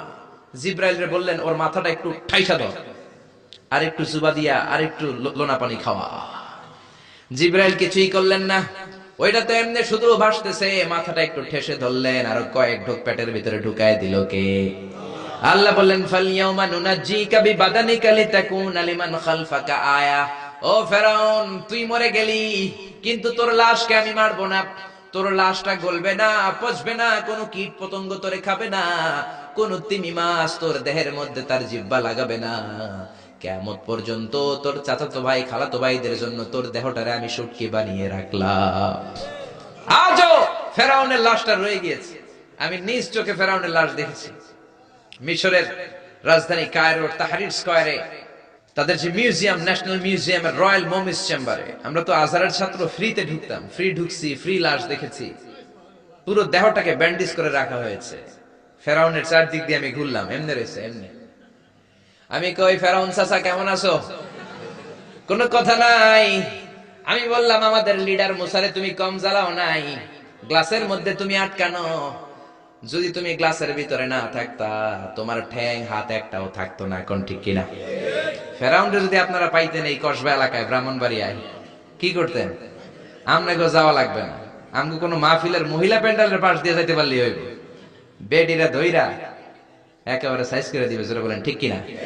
গোটা বিশ্বের মানুষের ঘৃণা, লানত তার উপর। ওই ফেরাউনের মতো এখনো যারা আছে, তারা চলে গেলেও তাদের প্রতি এরকম ঘৃণা থাকবে। চিল্লায় বলেন ঠিক কিনা? ফেরাউন চলে গিয়েছে, নমরুদ চলে গিয়েছে, কিন্তু ফেরাউনের চেলারা আছে না নাই? নমরুদের চেলারা আছে না নাই? যুগে যুগে ফেরাউন থাকবে, নমরুদ থাকবে, আর তাদের বিরুদ্ধে আপনাদেরকে মুসা আর ইব্রাহিমের ভূমিকা পালন করতে হবে। চিল্লায় বলেন ঠিক কিনা? এই পৃথিবীটা থাকার জায়গা নয়। ফেরাউন তার জলজ্যান্ত প্রমাণ। অনেকক্ষণ আমি তাকিয়ে রইলাম জাহান্নামের এই নরক ইট্টার দিকে। শুটকি মানুষ, একটা মানুষ মরে যাওয়ার পরে মাছ যেমনি আমরা শুটকি বানাই, ফেরাউনকে কিয়ামত পর্যন্ত শুটকির মতো বানিয়ে দিয়েছে কে?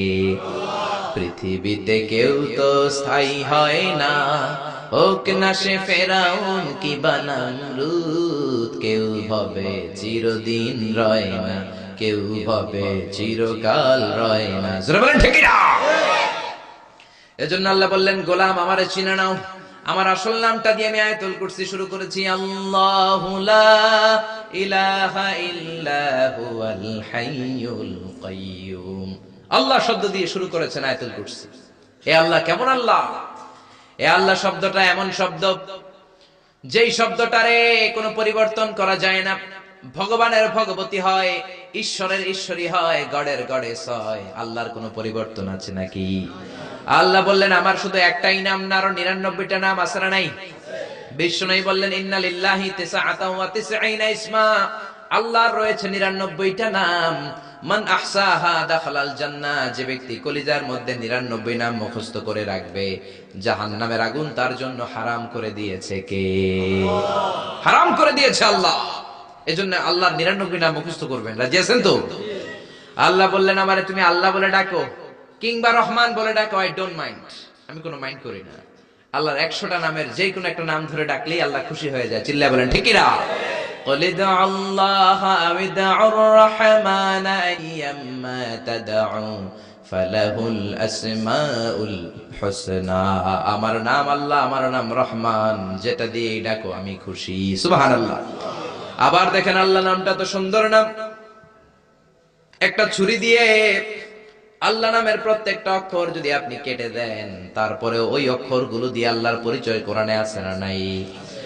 আল্লাহ শব্দ দিয়ে আল্লাহ কোরআনে পরিচয় দিচ্ছেন। আল্লাহু ওয়ালিয়ুল্লাযীনা আমানু ইউখরিজুহুম মিনাল যুলুমাতি ইলান নূর। আল্লাহ হলেন মুমিনদের বন্ধু, অন্ধকার থেকে মুমিনদেরকে তিনি আলোর দিকে নিয়ে যান। ঠিক কিনা? এবার আল্লাহ শব্দের আলিফ আপনি কেটে দিলেন। আল্লাহ শব্দের আলিফ কেটে দিলে থাকে কি? কোরআনের পাতায় পাতায় লিল্লাহ দিয়ে আল্লাহ আল্লাহর পরিচয় দিয়েছেন। জোরে বলেন ঠিক কিনা? লিল্লাহি মা ফিস সামাওয়াতি ওয়া মা ফিল আরদি ওয়া হুয়া আলা কুল্লি শাইইন কাদির। এবার লিল্লাহ শব্দের লামটা যদি আপনি ছুরি দিয়ে কেটে দেন থাকে লাহু। লাহু দিয়ে কোরআনে আল্লাহর পরিচয় আছে না নাই? লাহুল মুলকু ওয়া লাহুল হামদু ওয়া হুয়া আলা কুল্লি শাইইন কাদির। এবার লাহুর লাম যদি কেটে দেন থাকবে হু। হু দিয়ে মনে আল্লাহর পরিচয় নাই? আছে না নাই? পড়েন সবাই, হু আল্লাহুল্লাযী লা ইলাহা ইল্লা হু আলিমুল গায়বি ওয়াশ শাহাদাতি হুয়ার রহমানুর রহিম। চিল্লায়ে পড়েন আল্লাহু আকবার। আমার আল্লাহ আমাদের সবচাইতে কাছের, জোরে বলেন ঠিক কিনা? আল্লাহ বললেন ওয়া নাহানু আকরাবু ইলাইহি মিন হাবলিল ওয়ারিদ।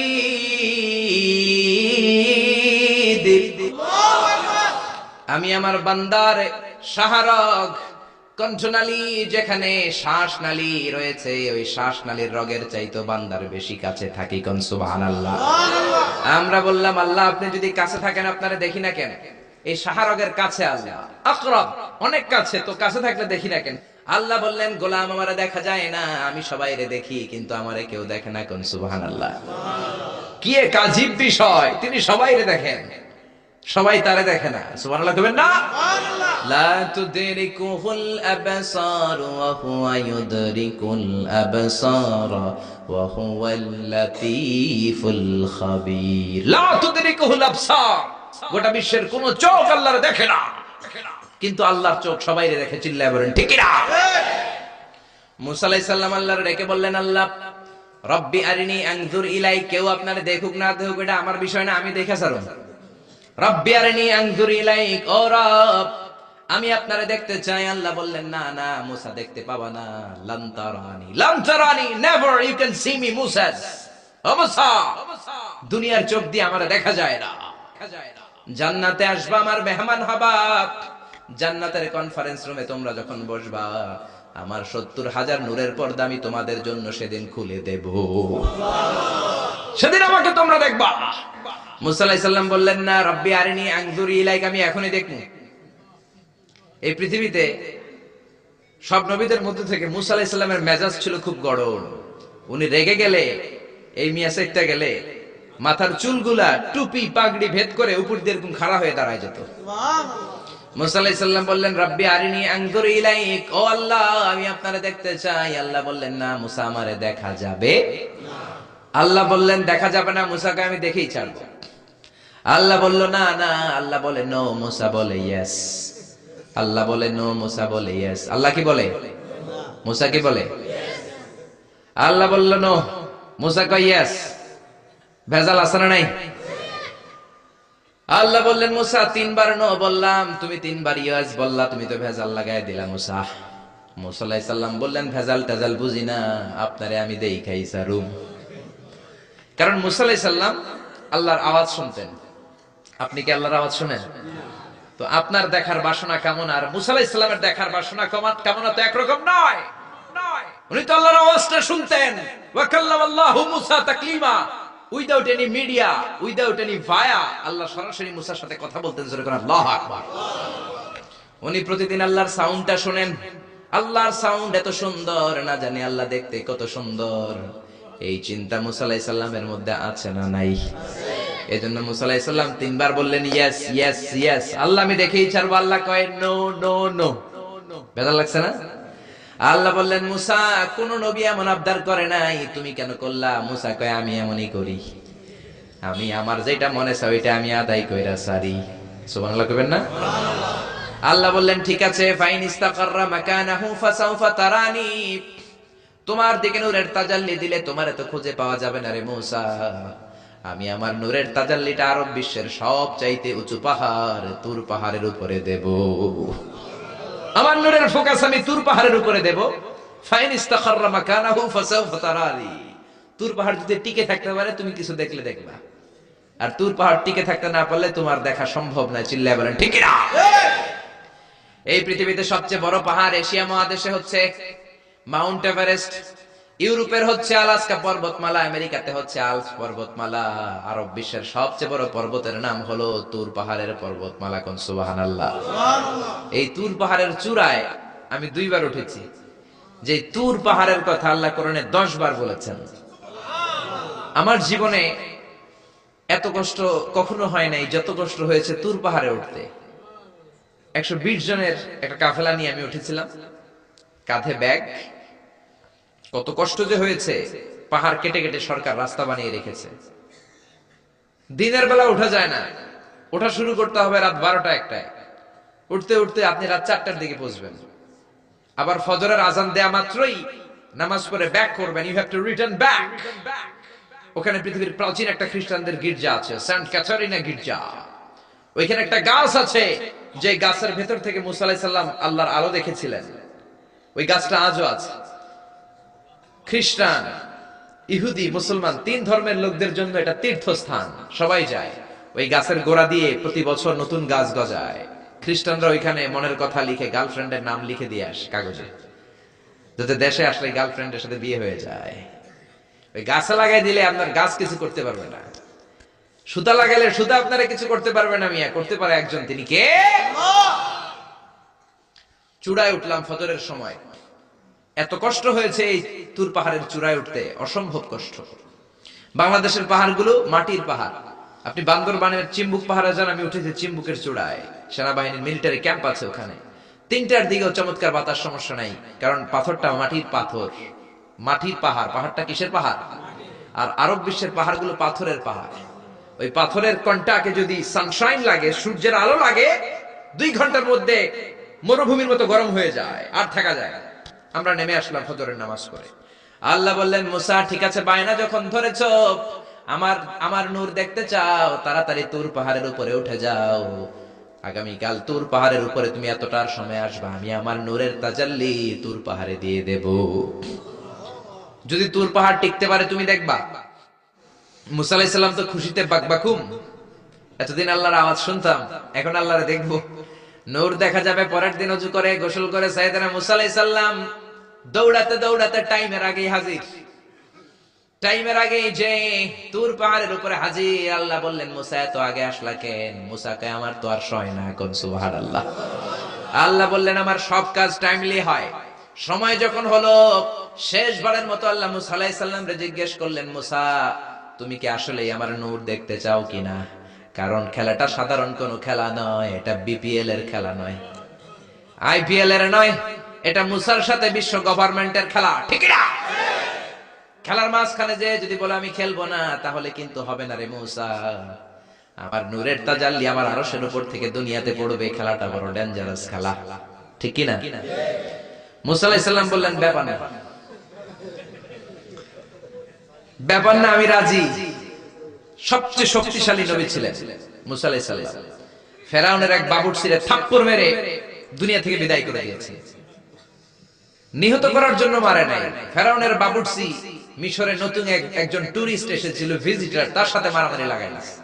মুসা আলাইহিস সালাম দেখলেন ফেরাউনের বাবুর্চি মন্ত্রীর ভাইগনা, মন্ত্রীর চেয়ে বেশি দাপট, কোন ঠিক কিনা? ফেরাউনের বাবুর্চি জোর জুলুম খাটায় ওই নতুন আগন্তুকরে মারা শুরু করেছে। মুসা আলাইহিস সালাম সহ্য করেন নাই। মুসা আলাইহিস সালাম যে কোনো কথা নাই, 40 কেজি ওজনের এক থাপ্পড়ে বাবুর্চি শেষ। সবাই কয় এটা ফেরাউনের বাবুর্চি, ফেরাউন তোমারে মেরে ফেলবে, দেও দৌড়। মুসাও দিছে দৌড়। এক দৌড়ে দৌড়াতে দৌড়াতে দৌড়াতে মিশরের বর্ডার শেষ করে, যারা সৌদি মিশর মাদিয়ান ঘুরেছেন, সৌদি বর্ডারের এখানে একটা এলাকা আছে মাদিয়ান, ওইটা আবার শোয়েব আলাইহিস সালামের বর্ডার, সুবহানাল্লাহ কইবেন না? ওইখানে চলে গেছে। শোয়েব আলাইহিস সালাম বৃদ্ধ নবী ছিলেন, ওনার 2টা মেয়ে ছিল, ছাগল পালতো, ছাগলের পানি খাওয়াইতে হয়। বিশাল কূপ, কূপের ঢাকনাটা অনেক ওজন। সব যুবকেরা পানি খাইয়ে, তাদের ছাগলকে পানি খাইয়ে ঢাকনা লাগাই দিয়ে চলে গেছে। মেয়েগুলা তো আর ঢাকনা উঠাতে পারে না, গুনগুনিয়ে কাঁদে। ঘরে গেলে আব্বা বকবে, বুড়ো আব্বারে কি জবাব দেব? ছাগল যদি পানি না খায়, ছাগলের ওলানে দুধ আসবে নাকি? ছাগলের ওলানে দুধ না আসলে আব্বারে খাবার দিব কি? আব্বা তো দুধ খায়, আব্বা তো পয়গম্বর মানুষ, দুধ না দিলে আব্বা খাবে কি? 2টা বোন মনের দুঃখে চোখের পানি ছেড়ে ছেড়ে মাদিয়ান এলাকায় কূপের পাশে বসে বসে কাঁদে। সাইয়েদনা মুসা আলাইহিস সালাম তো বাবুর্চিরে মাইরা দিছে, তো দৌড়াতে দৌড়াতে ওই মাদিয়ান এলাকায় চলে গিয়েছে। ওখানে যে দেখে নতুন এলাকা, পাহাড় আর মরুভূমি, দুইটা মেয়ে গুনগুনিয়ে কাঁদে। সাইয়েদনা মুসা আলাইহিস সালাম বললেন, ফামা খাতবুকুমা, কাঁদো কেন? মেয়েগুলো কথা বলে না, তারা পর্দাসীন মেয়ে, তারা নবীর মেয়ে। জোরে কোন ঠিক কিনা? নবীর মেয়ে কি আমাদের মেয়েদের মতো কিরণমালা পরে নাকি? লেহেঙ্গা পরে নাকি? পাখি ড্রেস পরে নাকি?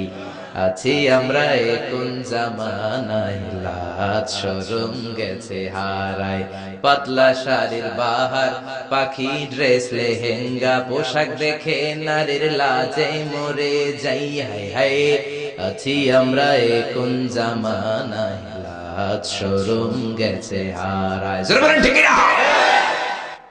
নবীর মেয়েরা আমাদের মেয়েদের মতো নয়, তারা বিশাল পর্দা করে গুনগুনিয়ে কাঁদে। সাইয়েদনা মুসা আলাইহিস সালাম বলল, কাঁদো কেন? মেয়ে দুইটা বলে, তুমি জিগাও কেন? তোমার জানার দরকার কি মিয়া? তোমার রাস্তায় তুমি হাঁটো। বিশ্বনবী এটাই বলতেন তার বিবিদেরকে। সাহাবারা কোনোদিন যদি ঘরে আসে, আমি না থাকলে মিষ্টি মিষ্টি কথা বলো না, কর্কশ গলায় বলে দাও নবী ঘরে নাই।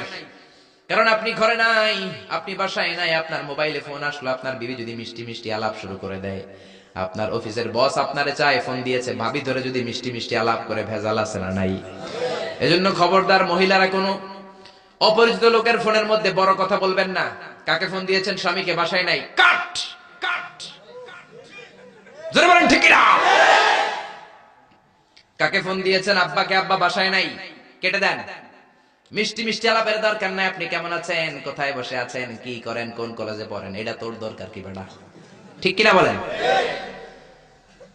শোয়েব আলাইহিস সালামের দুই মেয়ে সোজা কথা বললেন, আপনার দরকার কি? আপনার পথে আপনি হাঁটেন। মুসা আলাইহিস সালাম ভাবলেন, এই মেয়েটা নিশ্চয়ই মেয়েগুলো এলাকার হবে, নতুন এলাকায় এসেছি, এলাকা চিনি না। মেয়ে দুইটারে যদি জিজ্ঞেস করে রাস্তাঘাট চিনা যায়, তৃষ্ণায় গলা ফেটে যায়, আমি কি করব বুঝতেছি না। মুসা আলাইহিস সালাম বললেন, ও তোমরা বলো আমি ভালো মানুষ, কেন তোমরা কাঁদো? মেয়ে দুইটা আবার বলতে আরম্ভ করলো, আমরা দুইজন নবীর মেয়ে, ছাগল পালি, ছাগলকে পানি খাওয়াবো। একটা কুয়া আমাদের এলাকায়, যুবক ছেলেরা এসে তাদের ছাগলকে পানি খাইয়ে কুয়ার ঢাকনা লাগিয়ে চলে গিয়েছে। এই কুয়ার ঢাকনাটা উঠাতে 10 জন পুরুষের দরকার হয়, যেটা 10 জন পুরুষ পারে না। তোমার মতো সলিমুদ্দির দিয়ে তো হবে না, তোমার মতো সলিমুদ্দির দিয়ে তো এই কাম হবে না। যেই কুয়াটা উঠাতে, কুয়ার ঢাকনা উঠাতে কয়জন লাগে? তো তোমারে বলে লাভ কি? মুসা আলাইহিস সালাম বললেন, তাই নাকি? এই কথা আমার তো তোমরা চিনো নাই, আমি মুসা। সুবহানাল্লাহ কইবেন না? মুসা আলাইহিস সালাম বললেন, আইনাল বের, কুয়া কোথায়? হাদা হুয়াল বের, এই তো কুয়া। মুসা আলাইহিস সালাম সামনে যে ডান হাত ইউজ করেন নাই, বাম হাতে একটা ধাক্কা মারছে। বাম হাতের ধাক্কায় কুয়ার ঢাকনা 10 হাত দূরে যেয়ে পড়েছে। এই ঘটনা দেখে মাইয়ারা ছাগল থিয়া দিছে দৌড়। মেয়ে মনে করেছে মরুভূমির মাঝখানে জিন টিন কিছু হবে। মুসা আলাইহিস সালাম ডেকে বললেন, যেও না, আমি জিন টিন নই, ইন্নামা আনা বাশারুম মিসলুকুম, আমি তোমাদের মতোই স্বাভাবিক মানুষ। মেয়েগুলো আবার পর্দা করে এসেছে। মুসা আলাইহিস সালাম বললেন, আমিও তৃষ্ণার্ত, আমি আগে পানি খাই, তোমাদের ছাগলগুলোরও খাওয়াই। এবার তো মেয়েরা খুশিতে বাকবাকুম। ঘরে কোনো কর্মচারী নাই, নতুন একটা কাজের লোক পাওয়া গেছে, আর আমাদেরকে ছাগল নিয়ে পানি খাওয়ানোর জন্য আশা লাগবে না। মুসা আলাইহিস সালাম বললেন, আমি এখানে পথিক মানুষ, থাকার জায়গা নাই। মেয়েরা বলল, সমস্যা নাই, ব্যাপার না, বাসায় চলেন। বাড়িতে যে বাবারা কয়, বাবা এই নবী মুসা, এই লোকটা আগন্তুক হিসেবে এসেছে, কাজের জন্য রেখে দেন। মুসা আলাইহিস সালামের গায়ে এরকম শক্তি দিয়েছিল কে? আল্লাহ। ওই মুসা আলাইহিস সালাম বলেন, ইয়েস। আল্লাহ বলে? মুসা বলে? আল্লাহ বলে? আল্লাহ বললেন, মুসা আমারে তুমি দেখতে চাও? তুর পাহাড়ের মধ্যে সোজা হয়ে দাঁড়াও। সাইয়েদনা মুসা আলাইহিস সালাম সোজা হয়ে দাঁড়িয়ে রইলেন। ঘটনা মনে আছে তো? একটা ওর আরেকটার সাথে পেঁচাই ফেলতেছেন না তো? মুসা আলাইহিস সালাম শক্ত করে দাঁড়িয়ে রইলেন। আল্লাহ বললেন, মুসা এই খেলাটা সাধারণ খেলা না, তোমার সাথে আমি আল্লাহর খেলা, দেখবা কিনা বলো? মুসা কয়, আমি রাজি। মুসা কি কয়? আমি রাজি। আল্লাহ বললেন, okay, now I am gonna start the game. আমি এবার গেম শুরু করে দেব। মুসা ডানে বায়ে সামনে পেছনে চতুর্দিকে 12 ফারসাক এরিয়া, 4 ফারসাক এরিয়া, 1 ফারসাকে 4 মাইল, 1 ফারসাকে 3 মাইল, 4 ফারসাকে 12 মাইল। 12 মাইল এরিয়ার মধ্যে যত মশা ছিল, মাছি ছিল, সাপ ছিল, ইঁদুর ছিল, ব্যাঙ ছিল, ঝিঝি পোকা ছিল। আল্লাহ বললেন, 12 মাইল এরিয়ার বাইরে চলে যা, পুরো তুর পাহাড়ের এরিয়াটারে ফাঁকা করে দে, খেলা শুরু হবে। সুবহানাল্লাহ পড়েন।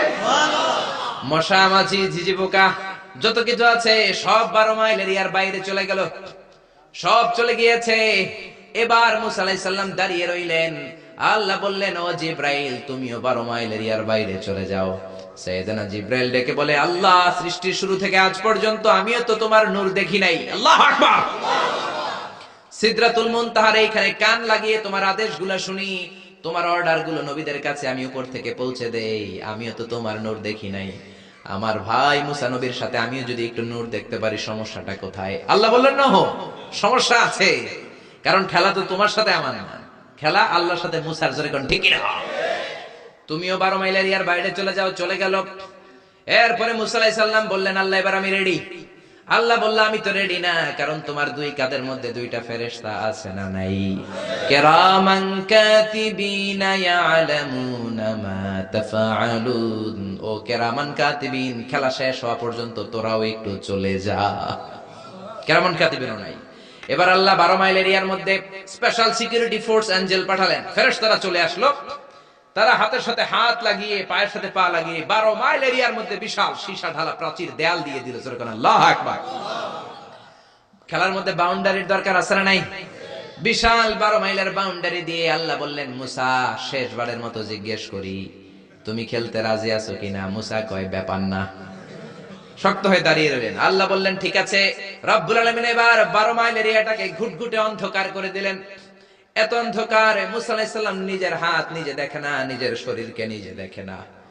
এত ঘুটঘুটে অন্ধকার, অন্ধকার দেখে আশেপাশে কোনো আওয়াজ নাই। এতক্ষণ মশা মাছির ভনভন ছিল, ঝিঝি পোকার ঝিঝি শব্দ ছিল, এখন কোনো আওয়াজ নাই। মুসা নবীর অন্তরে এবার ভয় ঢুকাই দিছে কে? এবার একটু নড়ে সরে বসছে। ভয় লেগেছে, কিন্তু ওই যে আল্লাহর নূর দেখবে আকাঙ্ক্ষা মনোবল এখনো হারায় নাই। আল্লাহ আবারও বললেন, মুসা, রেডি আছো কিনা? মুসা কয়, কি কয়? ওই যে ব্যাপার না। মুসা আলাইহিস সালাম দাঁড়িয়ে রইলেন। তিনি বললেন, ইয়েস, আমি দেখব। এবার আল্লাহ মুসা আলাইহিস সালামের চোখের পাওয়ার বাড়িয়ে দিলেন। আল্লাহ বললেন, তোমার চোখের জ্যোতি আমি বাড়িয়ে দিলাম। ঊর্ধ্ব জগতের জিনিস এখন তুমি দেখবা, ঊর্ধ্বাকাশের জিনিস দেখবা। উপরের দিকে তাকাও। 12 মাইল এরিয়াকে অন্ধকার দূর করে আলোময় করে দিলেন। এবার সাইয়েদনা মুসা আলাইহিস সালামের চোখে এত পাওয়ার, উপরের দিকে তাকিয়ে সব দেখতে পেলেন। কোন সুবহানাল্লাহ। তাকিয়ে দেখলেন প্রথম আকাশের মহাশূন্য, তারপরে প্রথম আকাশ। আমরা যেটা দেখি এটা কিন্তু প্রথম আকাশ না। আপনি জীবনও আকাশ দেখেন নাই। আকাশ কি এত কাছে? আপনি যা দেখেন ইটস স্পেস, ওপেন স্পেস। প্রথম আকাশের মহাশূন্য, তারপরে প্রথম আকাশ, তারপরে দ্বিতীয় আকাশের মহাশূন্য, তারপরে দ্বিতীয় আকাশ, তারপরে তৃতীয় আকাশের মহাশূন্য, তারপরে তৃতীয় আকাশ। আপনারা সূর্য, চন্দ্র, galaxy, Milky Way, black hole, Proxima Centauri, Alpha Centauri, Alpha Centauri B, যা দেখেন সব প্রথম আকাশের মহাশূন্যের ভেতরে। চিল্লায় বলেন ঠিক কিনা? মুসা আলাইহিস সালাম তাকিয়ে দেখলেন তারা দেখা যায়। এরপরে প্রথম আকাশ, তারপরে দ্বিতীয় আকাশের মহাশূন্য, তারপরে দ্বিতীয় আকাশ। একটার চেয়ে আরেকটা আকাশ বড়। বলেন ঠিক কিনা? বিষ্ণু বললেন, প্রথম আকাশের চেয়ে দ্বিতীয় আকাশ কত বড়? শোনো শোনো, তোমার হাতের আংটিটা যদি মরুভূমির মাঝখানে তুমি ছেড়ে দাও, মরুভূমির তুলনায় তোমার হাতের আংটি যত ছোট, আল্লাহর দ্বিতীয় আকাশের তুলনায় আল্লাহর প্রথম আকাশ তত ছোট। একটার চেয়ে আরেকটা বড়। তিনি সপ্ত আকাশ দেখতে পেলেন। তারপরে দেখলেন সিদরাতুল মুনতাহা, তারপরে তাকিয়ে দেখলেন বাইতুল মামুর। এটা ফেরেশতাদের কিবলা। জোরে কোন ঠিক কিনা? আমরা কাবা ঘরে মক্কায় যে চারিদিকে তাওয়াফ করি, ফেরেশতারা ঠিক কাবার বরাবর উপরে বাইতুল মামুরের চারদিকে তাওয়াফ করে। একসাথে 70,000 ফেরেশতা করে। একবারে 70,000 ফেরেশতা একবার যদি তাওয়াফ করে, কিয়ামত পর্যন্ত দ্বিতীয়বার কোন ফেরেশতা তাওয়াফের চান্স পাবে না। কোন সুবহানাল্লাহ। কোটি কোটি ফেরেশতা সিরিয়াল দিয়ে তাদের কাজ শেষ করে এখানে তাওয়াফের জন্য লাইন দিয়ে থাকে। চিল্লায় বলেন আল্লাহু আকবার। এরপরে সাইয়েদনা মুসা আলাইহিস সালাম তাকিয়ে দেখলেন বিশাল বড় কোরআনের বাড়ি দেখা যায়। বাল হুয়া কোরআনুম মাজিদ ফি লাউহিম মাহফুজ। লাউহে মাহফুজ দেখতে পেলেন। এরপরে তাকিয়ে দেখেন আল্লাহর কুরসি দেখা যায়। তারপরে দেখলেন আল্লাহর আরশ দেখা যায়। তারপরে দেখলেন আল্লাহর 70,000 নূরের পর্দা দেখা যায়। কোন সুবহানাল্লাহ। এবার আল্লাহ নূরের পর্দা থেকে নূরের ফোকাস করবেন। সবচেয়ে ছোট পর্দা হলো প্রথম পর্দাটা। রব্বুল আলামিন বললেন, মুসা, তুমি শেষবারের লাস্ট ডেস্টিনেশনে, শেষ স্টেশনে চলে এসেছো। এবার যদি তুমি আমার নূর দেখতে চাও দেখাবো, তুমি দেখতে না চাইলে খেলা বন্ধ করে দিব। দেখতে চাও কিনা? মুসা বলে, আমি দেখতে চাই। রব্বুল আলামিন মুসার কথা শুনে এবার নূরের পর্দা থেকে নূরের ফোকাস দিবেন। কতটুকু দিবেন? মুফাসসির হয়রান হয়ে গিয়েছেন। ব্যাখ্যায় কি বলবেন? কেউ কেউ বলেছেন মিসলা উন্মুলাতিল খুনসার। এই যে আমরা কানি আঙ্গুল বলি না, এটারে আরবিতে এটার বলে খেনসার, এটার বলে ইবহাম, এটার বলে সাবাবা, এটার বলে উস্তা, এটা বিনসার, এটা খেনসার। ইবহাম সাবাবা আমরা বলি শাহাদাত আঙ্গুল, আরবিতে বলে সাবাবা, এটার বলে উস্তা, এটার বলে বিনসার, এটার বলে খেনসার। মুফাসসিরিন ইকরাম বলেন খেনসার আঙ্গুল পরিমাণ, এই আঙ্গুলের কানি আঙ্গুলের সামনে যতটুকু পরিমাণ, ওই পরিমাণ জায়গা আল্লাহ ৭০,০০০ নূরের পর্দা নয়, শুধুমাত্র প্রথম পর্দাটা এতটুকু ফাঁক করেছে।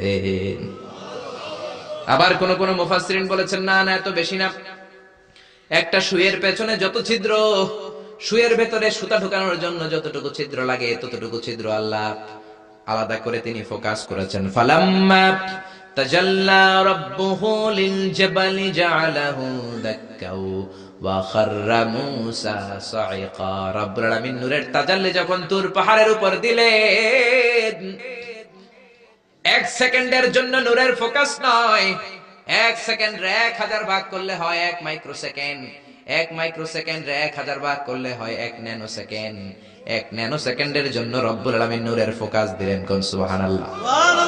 ওই নূরের ফোকাস পেয়ে ফালাম্মা তাজাল্লা রাব্বুহু লিল জাবালি জাআলাহু দাক্কা ওয়া খাররা মূসা সাইকা, মুহূর্তের মধ্যে বিশাল সিলসিলাত তুরে সাইরা আল্লাহর নূরের তাজাল্লিতে জ্বলে পুড়ে মেসাকার হয়ে যায়। মূসা আলাইহিস সালাম কি আর দেখবে? এটা তো 1 সেকেন্ডও না। 1 সেকেন্ডে 1000 ভাগ করলে 1 মাইক্রোসেকেন্ড, 1 মাইক্রোসেকেন্ডকে 1000 ভাগ করলে 1 ন্যানো সেকেন্ড। 1 ন্যানো সেকেন্ডের জন্য নূরের ঝলক মেরেছে। ওই নূরের ঝলকে তুর পাহাড় জ্বলে যায়। সাইয়েদনা মূসা আলাইহিস সালাম বেহুশ হয়ে পাহাড়ের উপরে পড়ে যায়। কোন সুবহানাল্লাহ। হুশ ফেরার পরে হাত জোর করে আল্লাহর কাছে ক্ষমা চায়, মাবুদ রে, আর জীবনে বায়না ধরবো না, আর জীবনে বলবো না আমি তোমারে দেখতে চাই, জনমের স্বাদ মিটে গেছে। কিছুই দেখতে পারে নাই, এক তাজাল্লিতে বেহুশ হয়ে পড়ে গিয়েছে। চিৎকার করে পড়েন না আল্লাহু আকবার। সে আল্লাহ বলছেন লা তুদরিকুহুল আবসার ওয়া হুয়া ইউদরিকুল আবসার ওয়া হুয়াল লাতীফুল খাবীর। আয়াতুল কুরসি শুরু হয়েছে কোন শব্দ দিয়ে? আল্লাহ শব্দ দিয়ে। আল্লাহ বললেন আল্লাহু লা ইলাহা ইল্লাহু, তিনি ছাড়া কোনো ইলাহ নাই। ইলাহ একজন, মাবুদ একজন, চাইতে হবে তার কাছে। জোরে বলেন ঠিক কি না? এজন্য খাজা বাবার কাছে নয়, দয়াল বাবার কাছে নয়, পাগলা বাবার কাছে নয়, ল্যাংটা বাবার কাছে নয়, চাইতে হবে কার কাছে? আল্লাহর কাছে চাইবেন, গণকের কাছেও না, জ্যোতিষ বাবার কাছেও না। জোরে কোন ঠিক কি না? অনেকে জ্যোতিষের কাছে চায়, আছে না নাই? রাশিফল দেখে উল্টা পাল্টা বলে। আপনি আপনার বন্ধুরে নিয়ে গেলেন, বললেন জ্যোতিষ বাবা আমার কোন রাশি, আমার বন্ধুর কোন রাশি? জ্যোতিষ বাবা বলবে তোর ভাল্লুক রাশি, তোর বন্ধুর উল্লুক রাশি। এটার ভাল্লুক রাশি, ওইটার আন্দাজে কথা বলে। এজন্য এদের কাছে চাওয়া যাবে না, চাইতে হবে একজনের কাছে। তিনি কে? তার মানে আয়াতুল কুরসির শুরুতে আল্লাহ তাওহীদের ফোকাস দিলেন। তাওহীদ আপনার জীবনের সবচাইতে দামি জিনিস। তাওহীদ শেষ, আপনি শেষ। তাওহীদের বিপরীত হচ্ছে শিরক। তাওহীদের বিপরীত কি? এই শিরক, এটা ক্যান্সারের চেয়ে ভয়ঙ্কর। ক্যান্সার এত মারাত্মক নয়, শিরক যতটা মারাত্মক। ক্যান্সারের অ্যানসার আছে, শিরকের অ্যানসার নাই। ক্যান্সারের অ্যানসার পাওয়া যায়, শিরকের অ্যানসার পাওয়া যায় না, ঠিক কি না?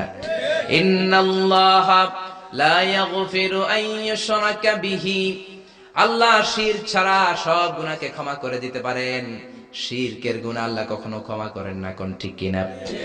আবার হাদিসে কুদসিতে আল্লাহ বললেন, গোলাম কিয়ামতের দিন পাহাড় পরিমাণ গুনাহ নিয়ে এসেছো, জমিন পরিমাণ গুনাহ নিয়ে এসেছো, ওই গুনার মধ্যে যদি শিরকের গুনাহ না থাকে, আমি পাহাড় পরিমাণ ক্ষমা নিয়ে তোমার দরবারে হাজির হয়ে যাব। এজন্য শিরক করা যাবে না। জোরে বলেন ঠিক কি না? আল্লাহ বলেন আল্লাহু লা ইলাহা ইল্লাহু, তিনি ছাড়া কোনো ইলাহ নাই।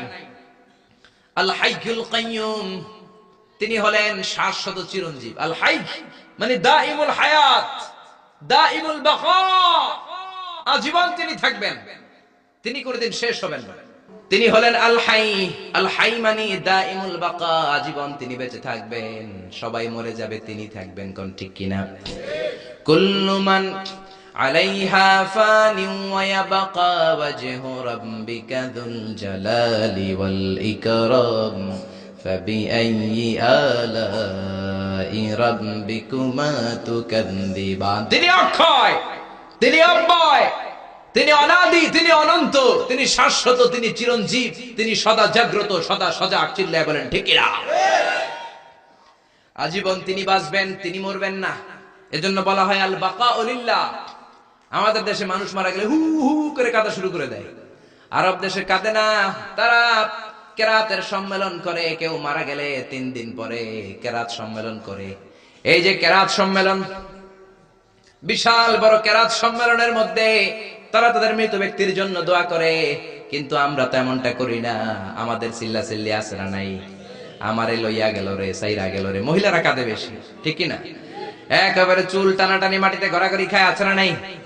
আপনি কান্না করলে মাইয়েতের উপর আযাব হবে, জোরে কোন ঠিক কি না? আরবের লোকেরা কেউ মারা গেলে কেরাত সম্মেলন করে আর একে অপরের সাথে কোলাকুলি করে বলে আল বাকাউ লিল্লাহ। বেঁচে থাকবেন একজন, তিনি কে? এই পৃথিবীর সবাই মরে যাবে, কেউ থাকবে না। বাড়িঘর যা আপনি করেছেন, বাড়ির জায়গায় বাড়ি পড়ে থাকবে। যেই বাড়ি আপনি করেছেন এইটা আপনার বাড়ি নয়। আপনার বাড়ি হলে আপনার বাবাও বলতো আমার বাড়ি। আপনার দাদা যখন এই বাড়িতে থাকতো তিনিও বলতো আমার বাড়ি, জোরে কোন ঠিক কিনা? পরের জায়গা পরের বাড়ি, ঘর বাঁধিয়ায় আমি রই, আমি তো সেই ঘরের মালিক নই। পরের জায়গা পরের বাড়ি, ঘর বাঁধিয়ায় আমি রই, আমি তো সেই ঘরের মালিক নই। চিল্লায় বলেন না ঠিক কিনা?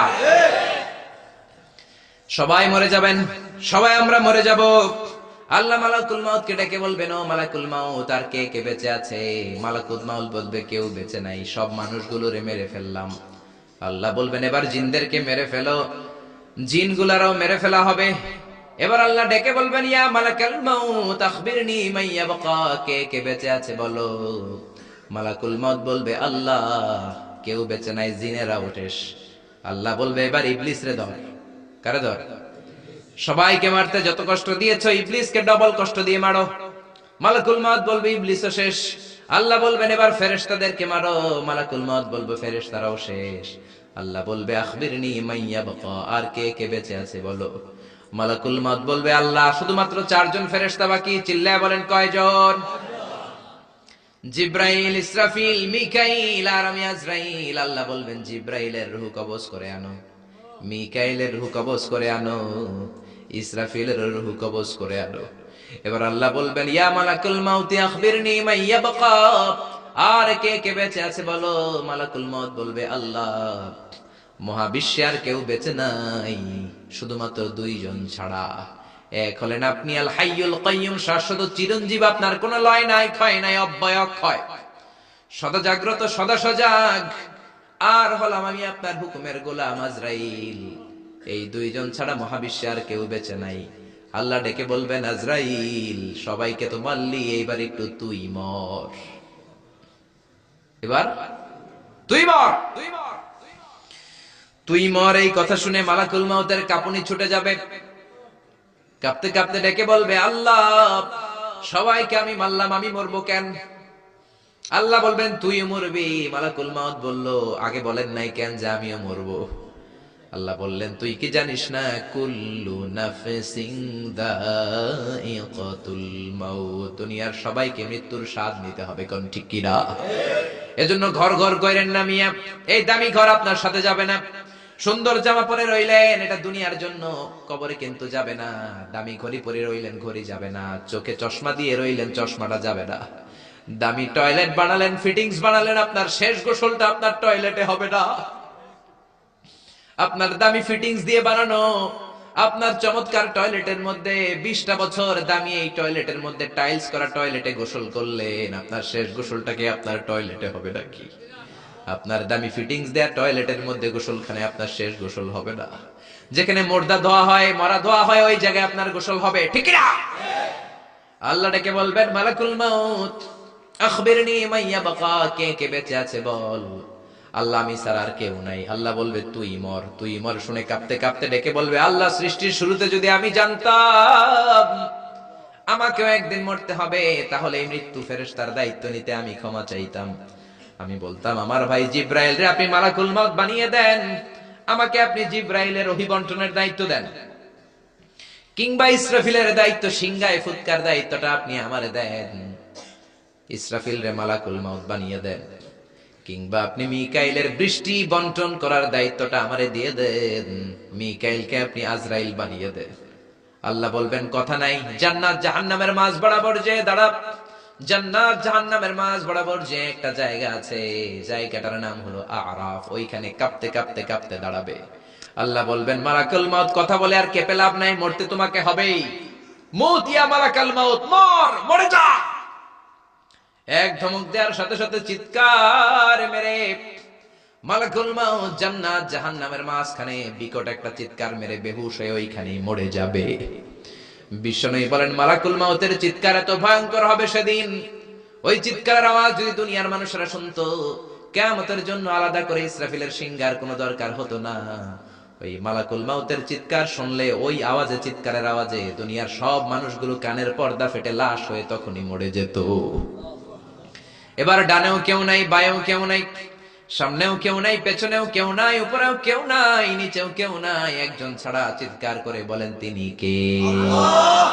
আল্লাহ এবার ডেকে বলবেন, লিমানিল মুলকুল ইয়াউম, লিমানিল মুলকুল ইয়াউম, who belongs the kingdom today. আজকে ক্ষমতা কার? এই যে ক্ষমতার বাড়াবাড়ি, এই যে ক্ষমতার অপব্যবহার, এই যে ক্ষমতা দিয়ে জুলুম করা, আজকে ক্ষমতা কার? আল্লাহ নিজেই বলবেন, লিমানিল মুলকুল ইয়াউমা লিল্লাহিল ওয়াহিদিল কাহ্হার। ক্ষমতা কারোর জন্য নয়, একজনের ছাড়া। তিনি কে? এজন্য আল্লাহ বললেন, আল্লাহু লা ইলাহা ইল্লা হুয়াল হাইয়ুল কাইয়্যুম। তিনি হলেন আল হাই, সব মরে যাবে একজন ছাড়া। তিনি কে? তিনি হলেন আল কাইয়্যুম। কাইয়্যুম মানে যে নিজেই স্বপ্রতিষ্ঠিত। আপনি কি স্বপ্রতিষ্ঠিত? আপনি জন্মের পরে আপনার মা আপনারে ধরে, আপনার নানি আপনার পেশাব পরিষ্কার করে, আপনার জ্বর ওঠে আপনার টিকা দেয়া লাগে, আপনার পায়খানা পেশাব আবার একজন পরিষ্কার করে দেয়, আপনার বুকের দুধ মা খাওয়ায়, মুখে তুলে খাবার খাওয়াতে হয়। 3-4 বছর আগে আপনি তো হাঁটাই শিখেন না, জোরে কোন ঠিক কিনা? তারপরে বিপদে পড়লে আমরা চাই একজনের কাছে, তিনি কে? কিন্তু আল্লাহ কি কারো কাছে চায় নাকি? গোটা বিশ্বের মানুষ তাদের প্রয়োজন পূরণের জন্য আল্লাহর কাছে ঠেকা। আমার আল্লাহ কারো কাছে ঠেকা নাকি? এজন্য তিনি আল কাইয়্যুম, তার কোনো চাহিদা নাই, তিনি কারো কাছে চান না, গোটা বিশ্ব তার কাছে চায়। চিল্লায় বলেন ঠিক না? আমাদের চাহিদার কোনো শেষ নাই। আমরা সবাই ফকিরনি। আমরা কি দেখছেন? ফকিরনি কইতে ভালো লাগে না নিজেরে। আরে আমি সবচেয়ে বড় ফকিরনি মিয়া। আমি ফকিরনি, আমার বাপ ফকিরনি, আমার দাদা ফকিরনি, আমার মা ফকিরনি, আমার 14 গোষ্ঠী ফকিরনি। আল্লাহ বললেন, ইয়া আইয়ুহান নাসু আনতুমুল ফুকারাউ ইলাল্লাহ। ও দুনিয়ার মানুষ, তোরা সব ফকিরনি। আনতুমুল ফুকারা ইলাল্লাহ, তোরা ফকির মিসকিন। ওয়াল্লাহু হুয়াল গনিয়ুল হামিদ, ধনী হলো একজন, তিনি হলেন আমার আল্লাহ। জোরে কোন ঠিক কিনা? এই দুনিয়ার মানুষের যত বেশি তার চাহিদাও তত বেশি। দেখবেন যার পা নাই, এর কি কোন ল্যাংড়া, খুঁড়িয়ে খুঁড়িয়ে হাঁটে, তার চাহিদা আল্লাহ, আমার যদি 2টা পা থাকতো আমি ওই মানুষগুলোর মতো হেঁটে হেঁটে যেতে পারতাম। যেই লোকটা সুন্দরভাবে হেঁটে হেঁটে যেতে পারে সে বলে, আল্লাহ আমার যদি ওই লোকের মতো সাইকেল থাকতো, আমার হাঁটা লাগতো না, আমি সাইকেল চড়ে যেতাম। যার সাইকেল আছে তারও চাহিদা, সে বলে, আল্লাহ ওই যে সুন্দর হুন্ডা চালিয়ে যায়, সাইকেল দিয়ে যেতে আমার অফিসে 2 ঘন্টা লাগে, হুন্ডা হইলে 20 মিনিটে যেতাম। হুন্ডাওয়ালা বলে, আল্লাহ আমার একটা যদি প্রাইভেট কার থাকতো। এজন্য মানুষের চাহিদার শেষ নাই। চাই তো সে যে ফকির। আমরা সবাই ফকির, জোরে বলেন ঠিক কিনা? ধনী একজন, তিনি কে? এজন্য চাইতে হবে কার কাছে? জিকির করতে হবে কার? বিপদে আপদে সকালে বিকালে একজনই আমাদের সহায়, তিনি কে? আরো আসতে বলেন, তিনি কে? আল্লাহ আমাদের সবাইকে কথাগুলো বুঝার আমল করার তৌফিক দান করুক। আমরা পড়ি আমিন।